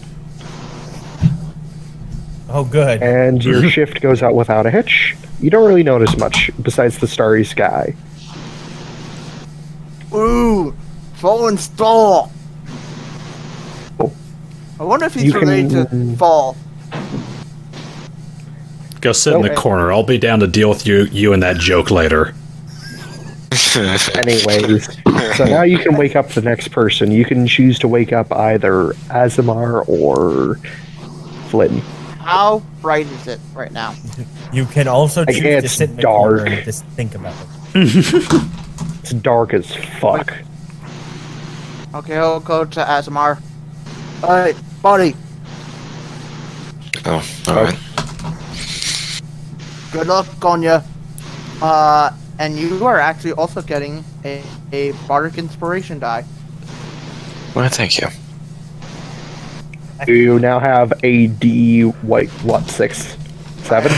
Level 4, so I believe it's D6. Yeah, it should. It's a D6. Should be a D6. To add to any roll for the next 8 hours. Neat. I'm not an.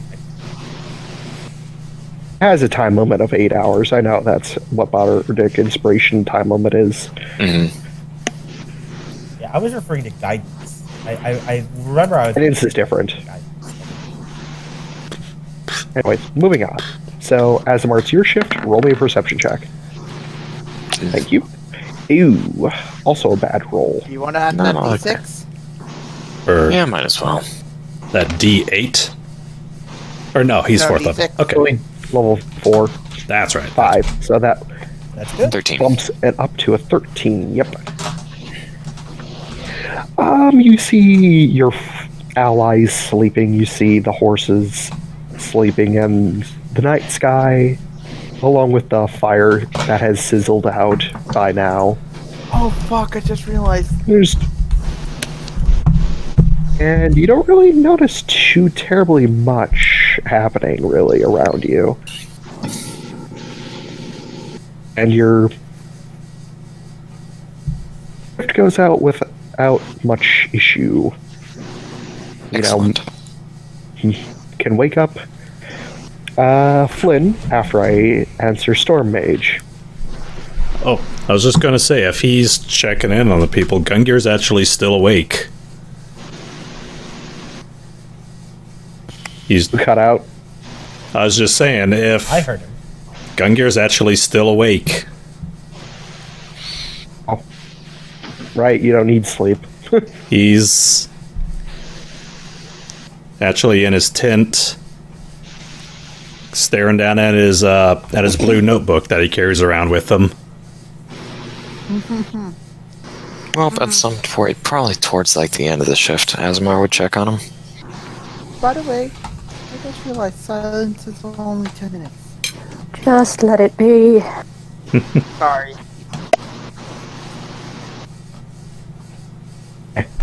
Anyways, moving on. I'm assuming you wake up, Flynn. Yeah. Your turn, good lad. Right, yes, uncocoons himself from his blanket cocoon. Yes. No disturbances, I take it. No, nothing really. Alrighty then. I'll just have a quick look around. Roll me perception. Okie dokie.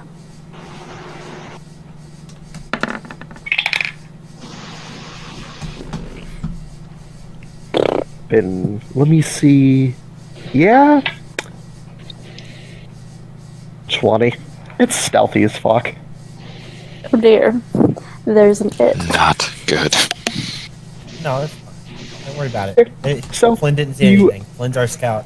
Similar to the rest of the party, you don't really notice any changes as the sun starts to arise by the end of your shift. However, you do notice something as the sun peaks the horizon. A massive boulder, like, on the edge of the camp. That was not there when you guys first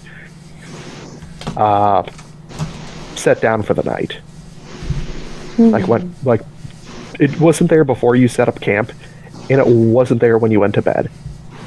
Well, one of my scout things is that even when our group is doing other stuff, I remain alert to danger. So, does this Does seem not qualify. like danger I should be alert to? I mean, it's a big boulder. It's bigger than the average person, but you don't know how the hell it got here. Dangerous? Questionable. Weird, though. I will go Very up to weird. it and squint at it real hard. I guess investigation? And knock on it.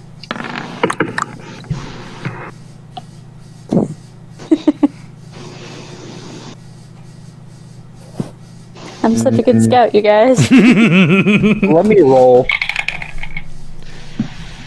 Okay, it rolled lower than your score. Wow. It begins to move. Curling is a stone golem.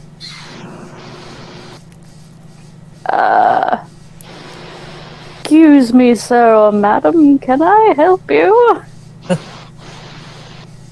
Venom, I have a question. Yes. Does this golem have any gold on him? You don't know you're asleep, and I'm having a Hey. conversation. To you, Flynn, because nobody else is awake, it's a complete golem made of solid gold ore. Wow, that is a lot shinier than just a random rock. Right there.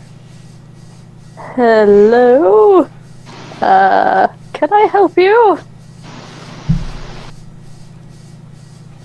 Oh, I just wanted to take a nap near your camp because it was warm. I'm not warm.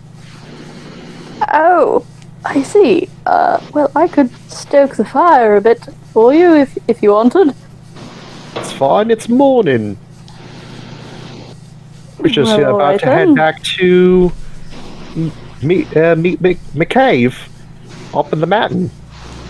Ah, I see. Well, I suppose you're welcome to our warmth and hospitality, and I'm glad you were able to enjoy it.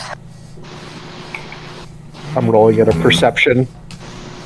You hear Why- stone grinding noise as it turns towards the rest of the party. Hey, I know those guys. You do? Yeah, they came up at me other house over at the other mountain. But where's the see. actual cat? It's a stupid cat that almost blew me up. Oh, he's not here right now. I'm Good. sort of his replacement, you could say. I imagine the silence bubble now pops and the snoring begins. No, there's still a couple hours of people need to sleep. It's morning. Well, yeah, but I still got my shift. Probably got in 8 hours. You basically got an 8-hour shift, sleep, while the others had their shift. So, Yeah. What is that horrendous noise? I believe it's the green one. Looks at Barreck and pokes him with his stony finger. Are we all sleeping out on the ground, or do we have our tents? I would assume you are either using bedrolls or tents, or both. Does Gungir have his tent? Yeah, he's got his tent. The golem is just gonna pull off the earmuffs, just like curious of what the fuck they are.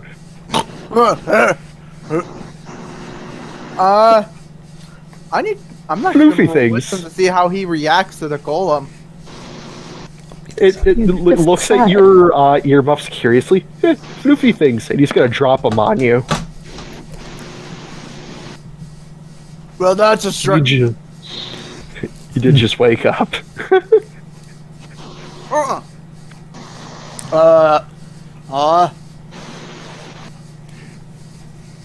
You hear stone grinding as it waves high. Hello. Mr. Barreck, we have a camp guest. He slowly grabs for his club. A friendly camp guest. The golem is just gonna slowly lower your club. Like, no, that is not necessary. He wasn't gonna hit him. Rock beats Closest wood. person to Barreck. I mean, in terms of people who are awake, it'd be the golem and No, asleep. Like who's near him. probably say Asemar, because he has a lot of constitution. He would have been woken up by the snoring. He pokes Asemar with the quarterstaff. Asemar! Asemar kind of lazily gets up and looks at the golem and goes, "Oh, would you look at that?" Indeed. And stone grinding as it waves. Hey, weird armor man. Long time no see. You know him? Yeah, If memory serves, we encountered him once before. Quite the specimen. Hey, on the other mountain. The one over there. He points at the tallest peak off in the distance. Yes, the fruit. That mountain. That's my other home. His name's Corbin. And he sticks out his stony hand to you, Barreck. Barreck Oh, missed. sends his hand out. Mr. Corbin, you Shakes certainly it. do By get the way, around. it goes all the way down, then all the way up, and all the way down, and all the way up, and just keeps repeating that 3 times. I imagine when he's done shaking, he just looks at his hand and he has a Tom and Jerry crushed hand. Very gentle, actually, for a stone golem. Galahad had a thing. Scalahid. Oh, mine was like a second ago. I was just saying we should decide on like a common camp layout and reuse it whenever we take rests like that. Makes sense. I mean, Sounds here we go. amazing. Let me move some shit around. It's about the average campsite. What's the size of our cart? 7. Oh, wait. 10 by 15? Let me. And the size of our tents. Like I was thinking we should probably have like the cart in the center and then tents surrounding the cart in a circle. Circle up. Yay big. Ooh, 10 by 20. Luxury. And that's the campfire there. Oh, Does that include the space for the animal mules, or is that just the cart? Just the cart. The horses would be like here. I'll be right here by the entrance to the back entrance. Mine is like right. I'll be like right here. It's one horse. There's the other horse. Because I'm lazy. Quinny, Which one's the smaller one, Cat? Your call. Betsy Lee. Okay. I see. Nice. So yeah, that's the campsite. For now.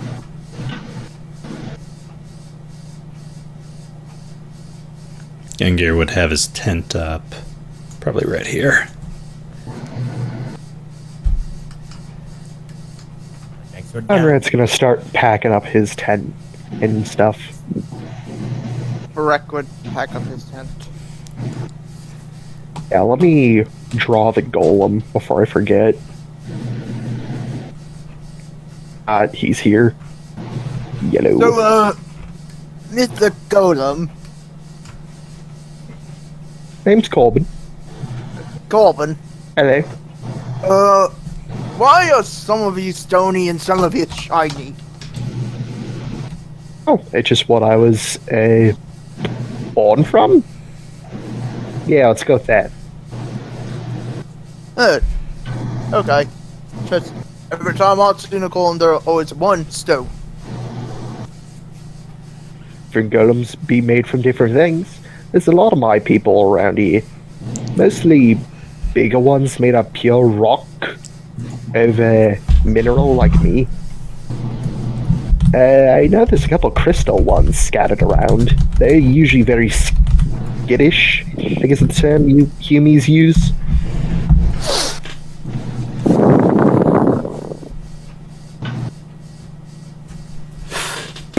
There we go. Alright. So I do have to warn you, there is a nasty large golem that lives in the mountain peak, heading over towards the canyon. We appreciate the warning.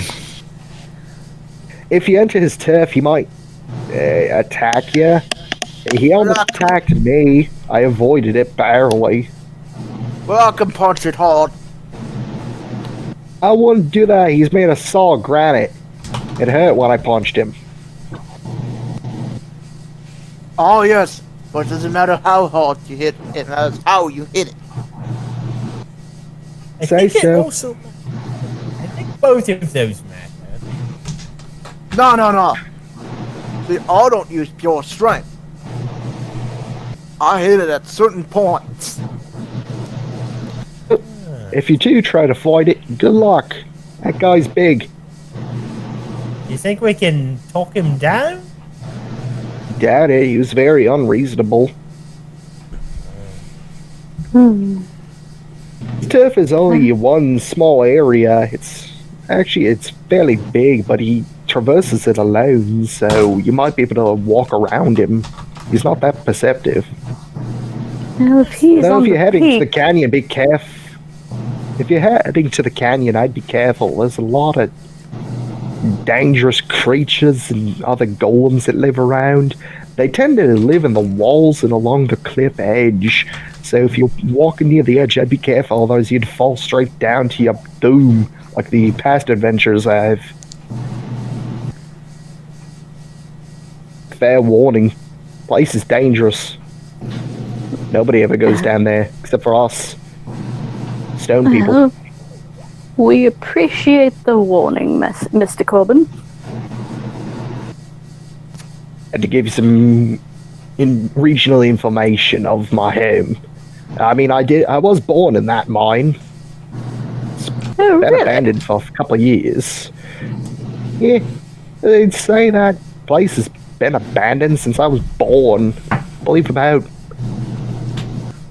He counts on his 4 fingers that he has on each hand, and he goes through each hand a couple times. Like, I'd say about 80 years.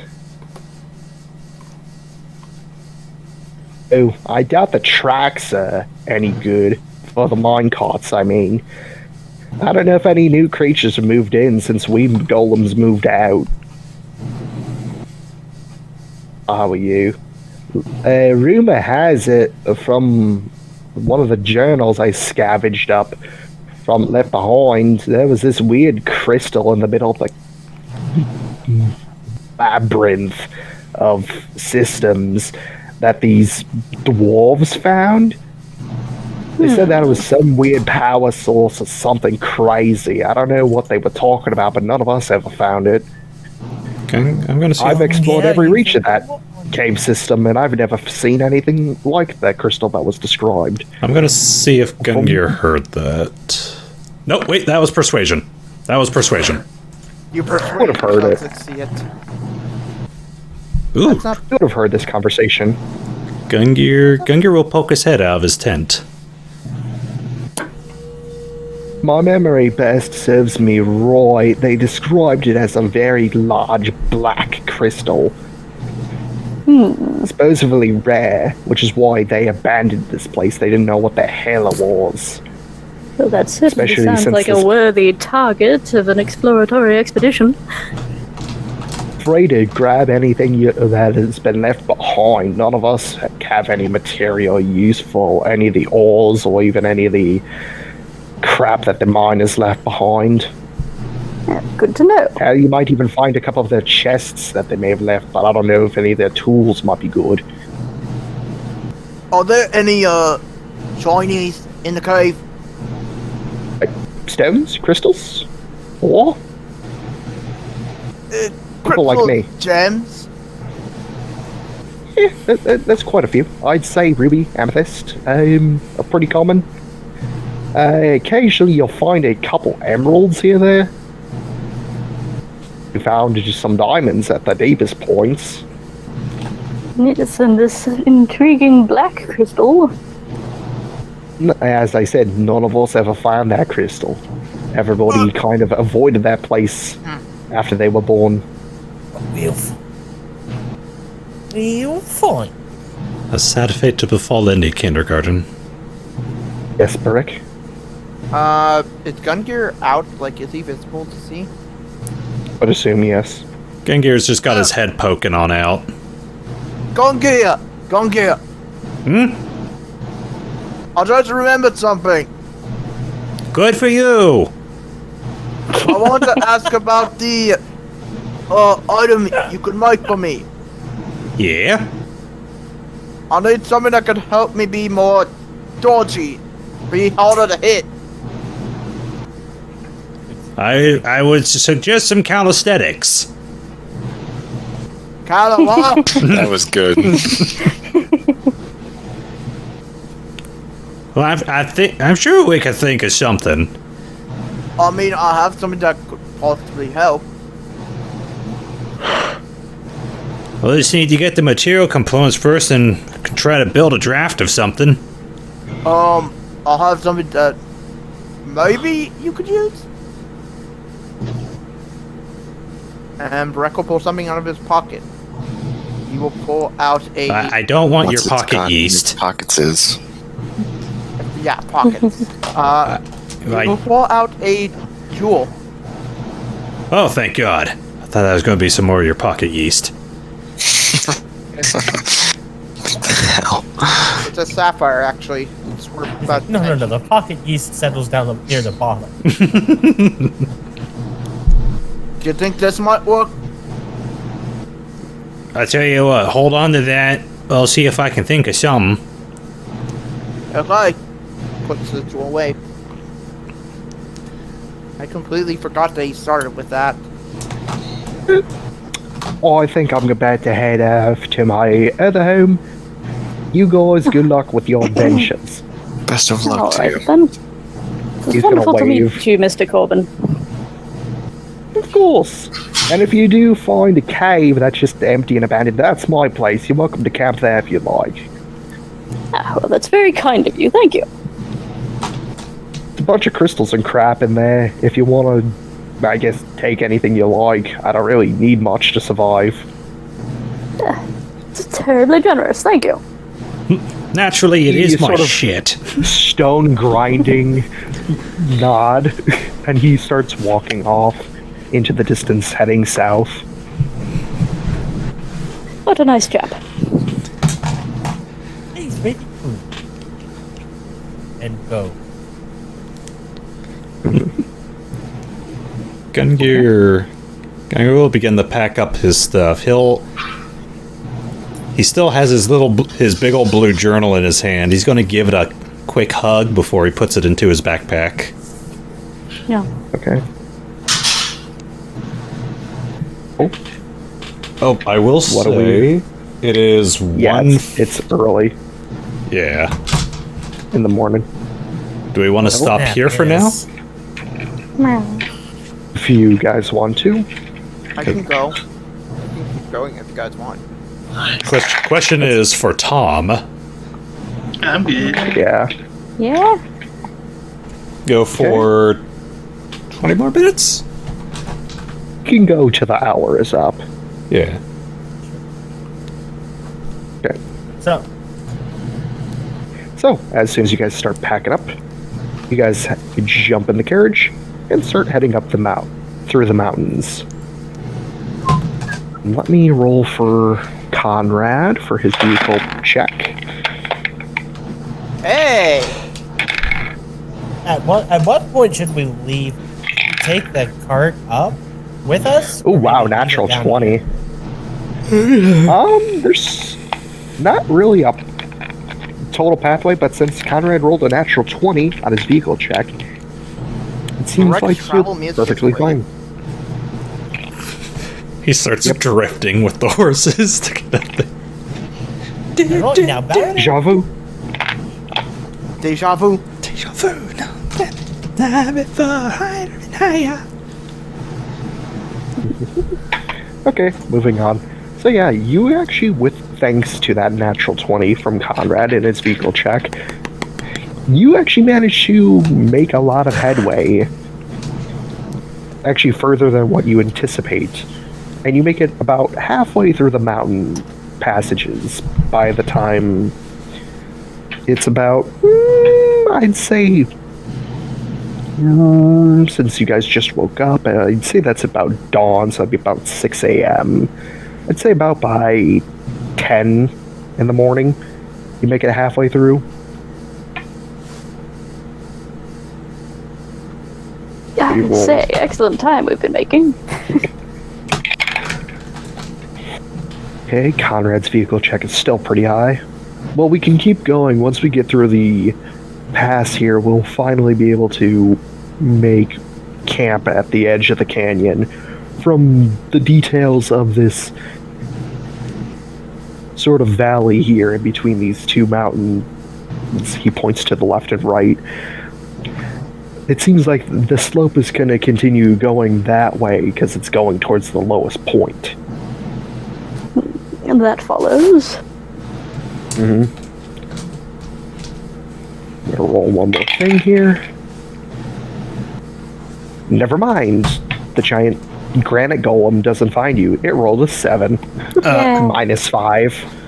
I was about to say that, hey, we should, get out of the cart and sneak because there's a giant golem. Rolled a 2, basically. Sometimes you blunder past. Bombs. Yeah. You guys do notice a gigantic golem off to the side, just walking through the hills. Storm giants. It's massive. It's It's classified as enormous. Gigantic boulders that are bigger than probably 3 times the size of the cart. Or the size of the cart. Whoops. Then some. Gungir will snap a picture. Let me see if it notices. Gungir, turn off the flash. Oh shit. I rolled another 7. So 2. Yay! Whoa, that's a big creature! No. Barreck, don't yell. Rolled a 6, which means it got an unnatural 1. Well, that works. It's minding its own business. It has yet So to let's notice. not mess with it. If anyone else goes to make any kind of noise, I physically stop them. Just to be clear. Hen squawks. Damn it, Hen! Stop. No, I stopped Hen because I physically stopped Hen. Pinch his beak shut. Yeah. Okay, no, I rolled literally for Conrad's next vehicle check. Oh, okay. Right, you guys make it through the rest of the mountain pass within the next 3 hours. So it's about 1 in the afternoon. Gungir. Can we see the canyon yet?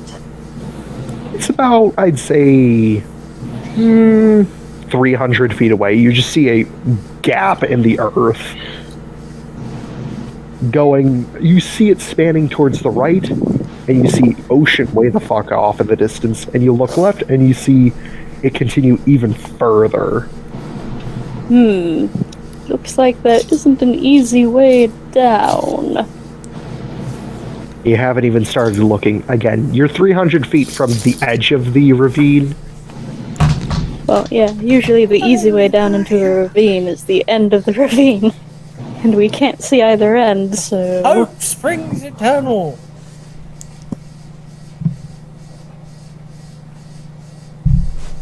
I'm gonna Quote do I heard something. somewhere. It's a very hopeful phrase. Well, I suppose we can ride along the edge and try to find somewhere that looks at least mildly accessible, and then stow away the horses. All of us. Let's see. Well, I mean, how low is the ravine? You don't know. You're not at the edge of it yet. Oh.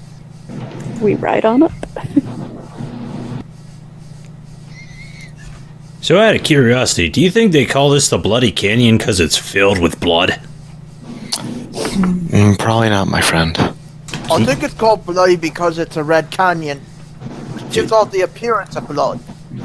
But can you just imagine it? Like, we look over and the entire thing is just filled with blood. I mean, where would all that blood come from? Crazy. It would be like a wound in the earth. Yeah, well, then that would mean his scab's over. Yeah. Don't think we have to worry about it. So what should we do now? Let me roll something for Conrad real quick. Gotta check Gungir supplies. A3. Gungir will Conrad. Oh. Conrad will kneel down and rub his fingers through the dirt and pick up red sand. Pocket sand. An infinite supply. I can kind of guess where the name came from, and he drops the handful of sand that he picked up. Told ya! Gungir will hop off the cart and he'll go wandering over to the edge. He wants to take a peek A down. high concentration of iron in the soil. You look over and you see red terracotta throughout this entire ravine. Terracotta? As in like the terracotta warriors? Clay. A form of clay. Ah. Red clay. Bad. Gungir will snap a scenic picture. Very beautiful, actually. It's very deep, though. Like, you look down, you see a bottom, but holy fuck, is it far. So it's basically like the Grand Canyon of this place. Basically. Okay. There is a small stream running through it, actually, at the bottom. Barreck grabs a large stone and drops it down. Okay. You just go. He is listening to it to see how far down it goes. Well, we're gonna move on to the rest of the people, because, for 5 seconds, because it will take a while. I'll say that out of character. Conrad's gonna walk over to the edges, near the edge as well. Remember Corbin's warning. He did warn us not to stand near the edge because the golems live on the edge. Oh, I thought he was Some of talking them. about their lifestyle. These palms. No, that was a good joke.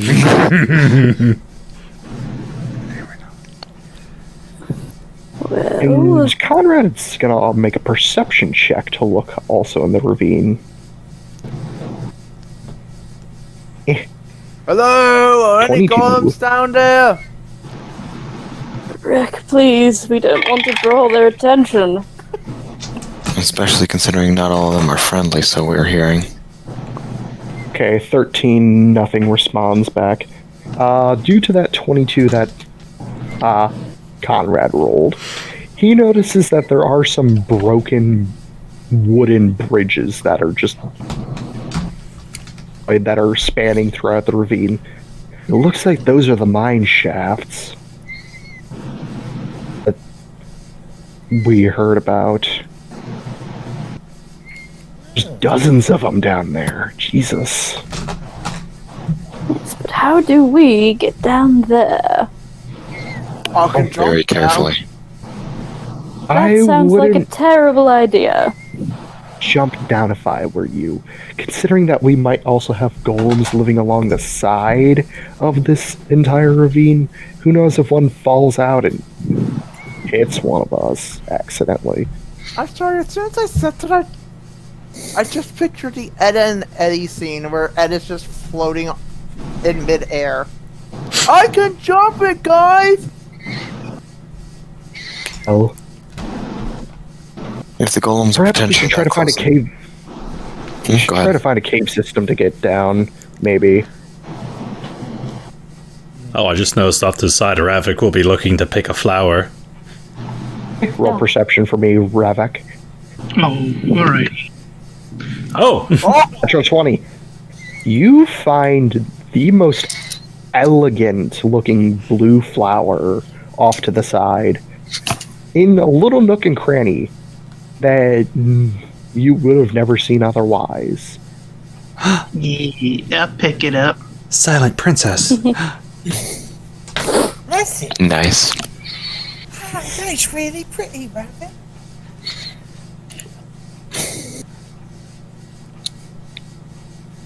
It's an excellent find. Well, gotta find a cave or another way down. I nudge Rabbit on the side. Whoa. I think I know who that's for.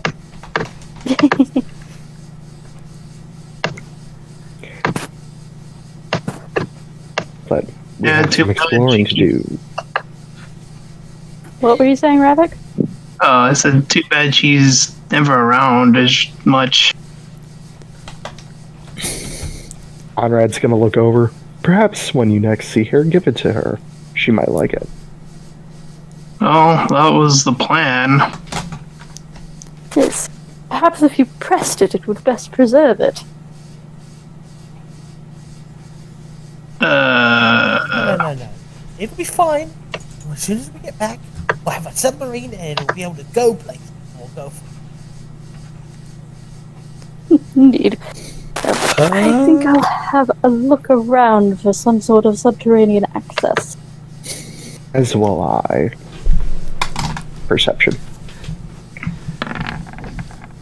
Oh, wow. Well, Ooh. Conrad. Very lucky, There's one over Conrad. there. Of course the GM gets it.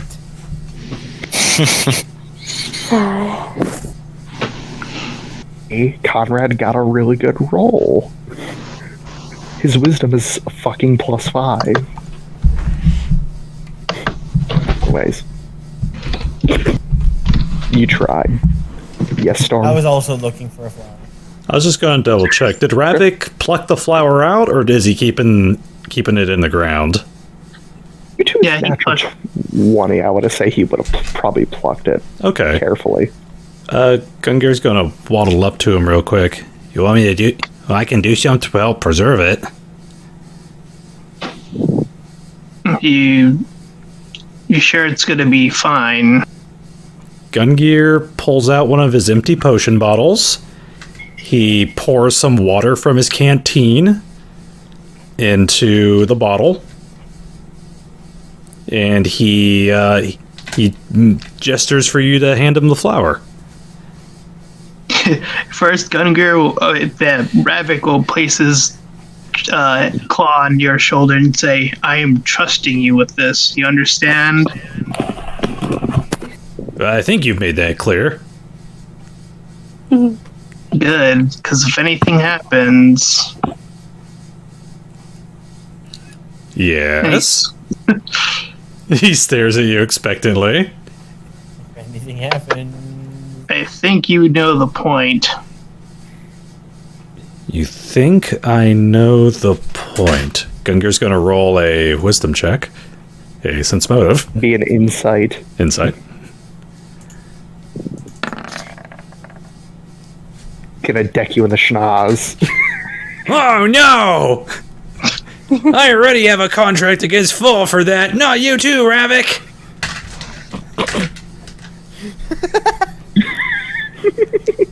Technically, you don't have a contract on that for fall. Alright. Gungir will put the flower into the little vase, and he'll use his zero wand on the Druid setting, the Druid craft setting, to help keep it fresh. I'm flicking it to Druid. Remember, kids, flick and switch. It's more like... Come on, guys. Quiet. Stop screwing I'm around. We shifting found a it way over. down. Excellent.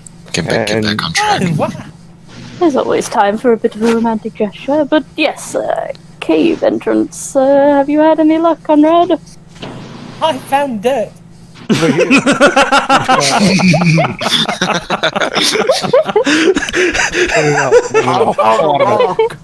Everyone. Oh, Galahad. I got a jar of dirt. I got a jar of dirt. Guess what's inside it? Is it more dirt? Moving on. Yes. Anyways, Conrad's gonna walk over to a cave entrance he finds in the side of the mountain. That's nearby. Promising. Looks like it leads down. It's actually carved out by hand. Looks like this is one of the entrances in. Gungir... Is the cave lit at all? No. Okay. This cave is lit as fuck. Such a good cave. Ah, my lungs. Conrad's gonna pull out a torch and light it. It is fuck. Oh yeah, he's a human, isn't he? Yes, he is. Hey, no dark vision buddies. Yeah, so while half the party was looking for flowers and the other one was looking for a cave entrance, Asemar is going to brew one of his mutagens. He's going to brew Night Eye. And we'll give him dark vision. Blue for you. I can see in the dark. Well, Well, bully for you. You don't need to see an eye orc. Ken has dark vision as well, which is hilarious. No, he doesn't. let me double He does. check. No, he doesn't. Ken has dark vision. The bird has dark No, vision. he doesn't. Oh, hen. I thought you Hen. said Flynn. No. Oh. I said the Damn bird. it. Well, yeah, that's when I got confused. Then you need to see an eye orc. No, I'll just... Conrad has a torch. It'll be fine. Technically, Thorn has dark vision. Blind sense. Blind sense, yeah. That's Light very- vision. Give me 1 second. Let me double check to see if I can give other people mutagens at all. Without our Don't, insides melting. Daddy said I Torches can't use do drugs. 60 feet. right So... back. Actually, wait, what am I doing? Conrad has the cantrip light. Oh, Doesn't there we go. last as long. But it's a You can cantrip. just recap. Yeah. That's true. Well, we have torches and we have my light spell.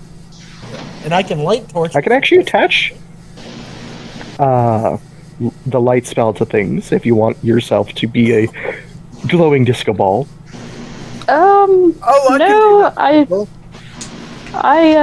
That would be somewhat disadvantageous to my personal fighting style to be a disco ball, but I will happily follow someone else with a light. Meant I can light up your weapon and it would be a glowing weapon. My weapon is made out of shadow, so please don't. I think I know what to do. Like a little pebble. Like pick up a little quarter-sized, golf ball-sized rock, and have them light that. Okay, he pokes it, and it begins to glow. Glowing. Oh, my eyes! Yeah. Not Galahad bright. takes it over. Galahad takes it over to Flynn. He goes, "What's this?" And I close my hand. Excellent. Over the- Yes. That is quite ingenious, Galahad. And the light's gone. Then I put it in his hand. For all those using torches and light sources, they can be back towards the back, and Ravak and I, who both now have sunlight sensitivity, can stay towards the front. That suits me just fine to take up the I rear. can also stay towards the front because dark vision. Not everybody can be towards the front. I'll be up towards Conrad the and front. Flynn can follow the rear. Gungir can be in the middle. The rest of the crew can be up front. Gungir's gonna quickly stow the flower in the wagon, kind of in a safe little spot. Okay. Gotcha. I was gonna say, if you brought that flower with me, it would have been ruined. Could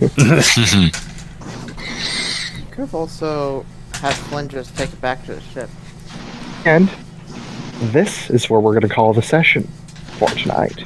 A deep delve into the caves of darkness. 3 a.m. I need sleep. I have work tomorrow.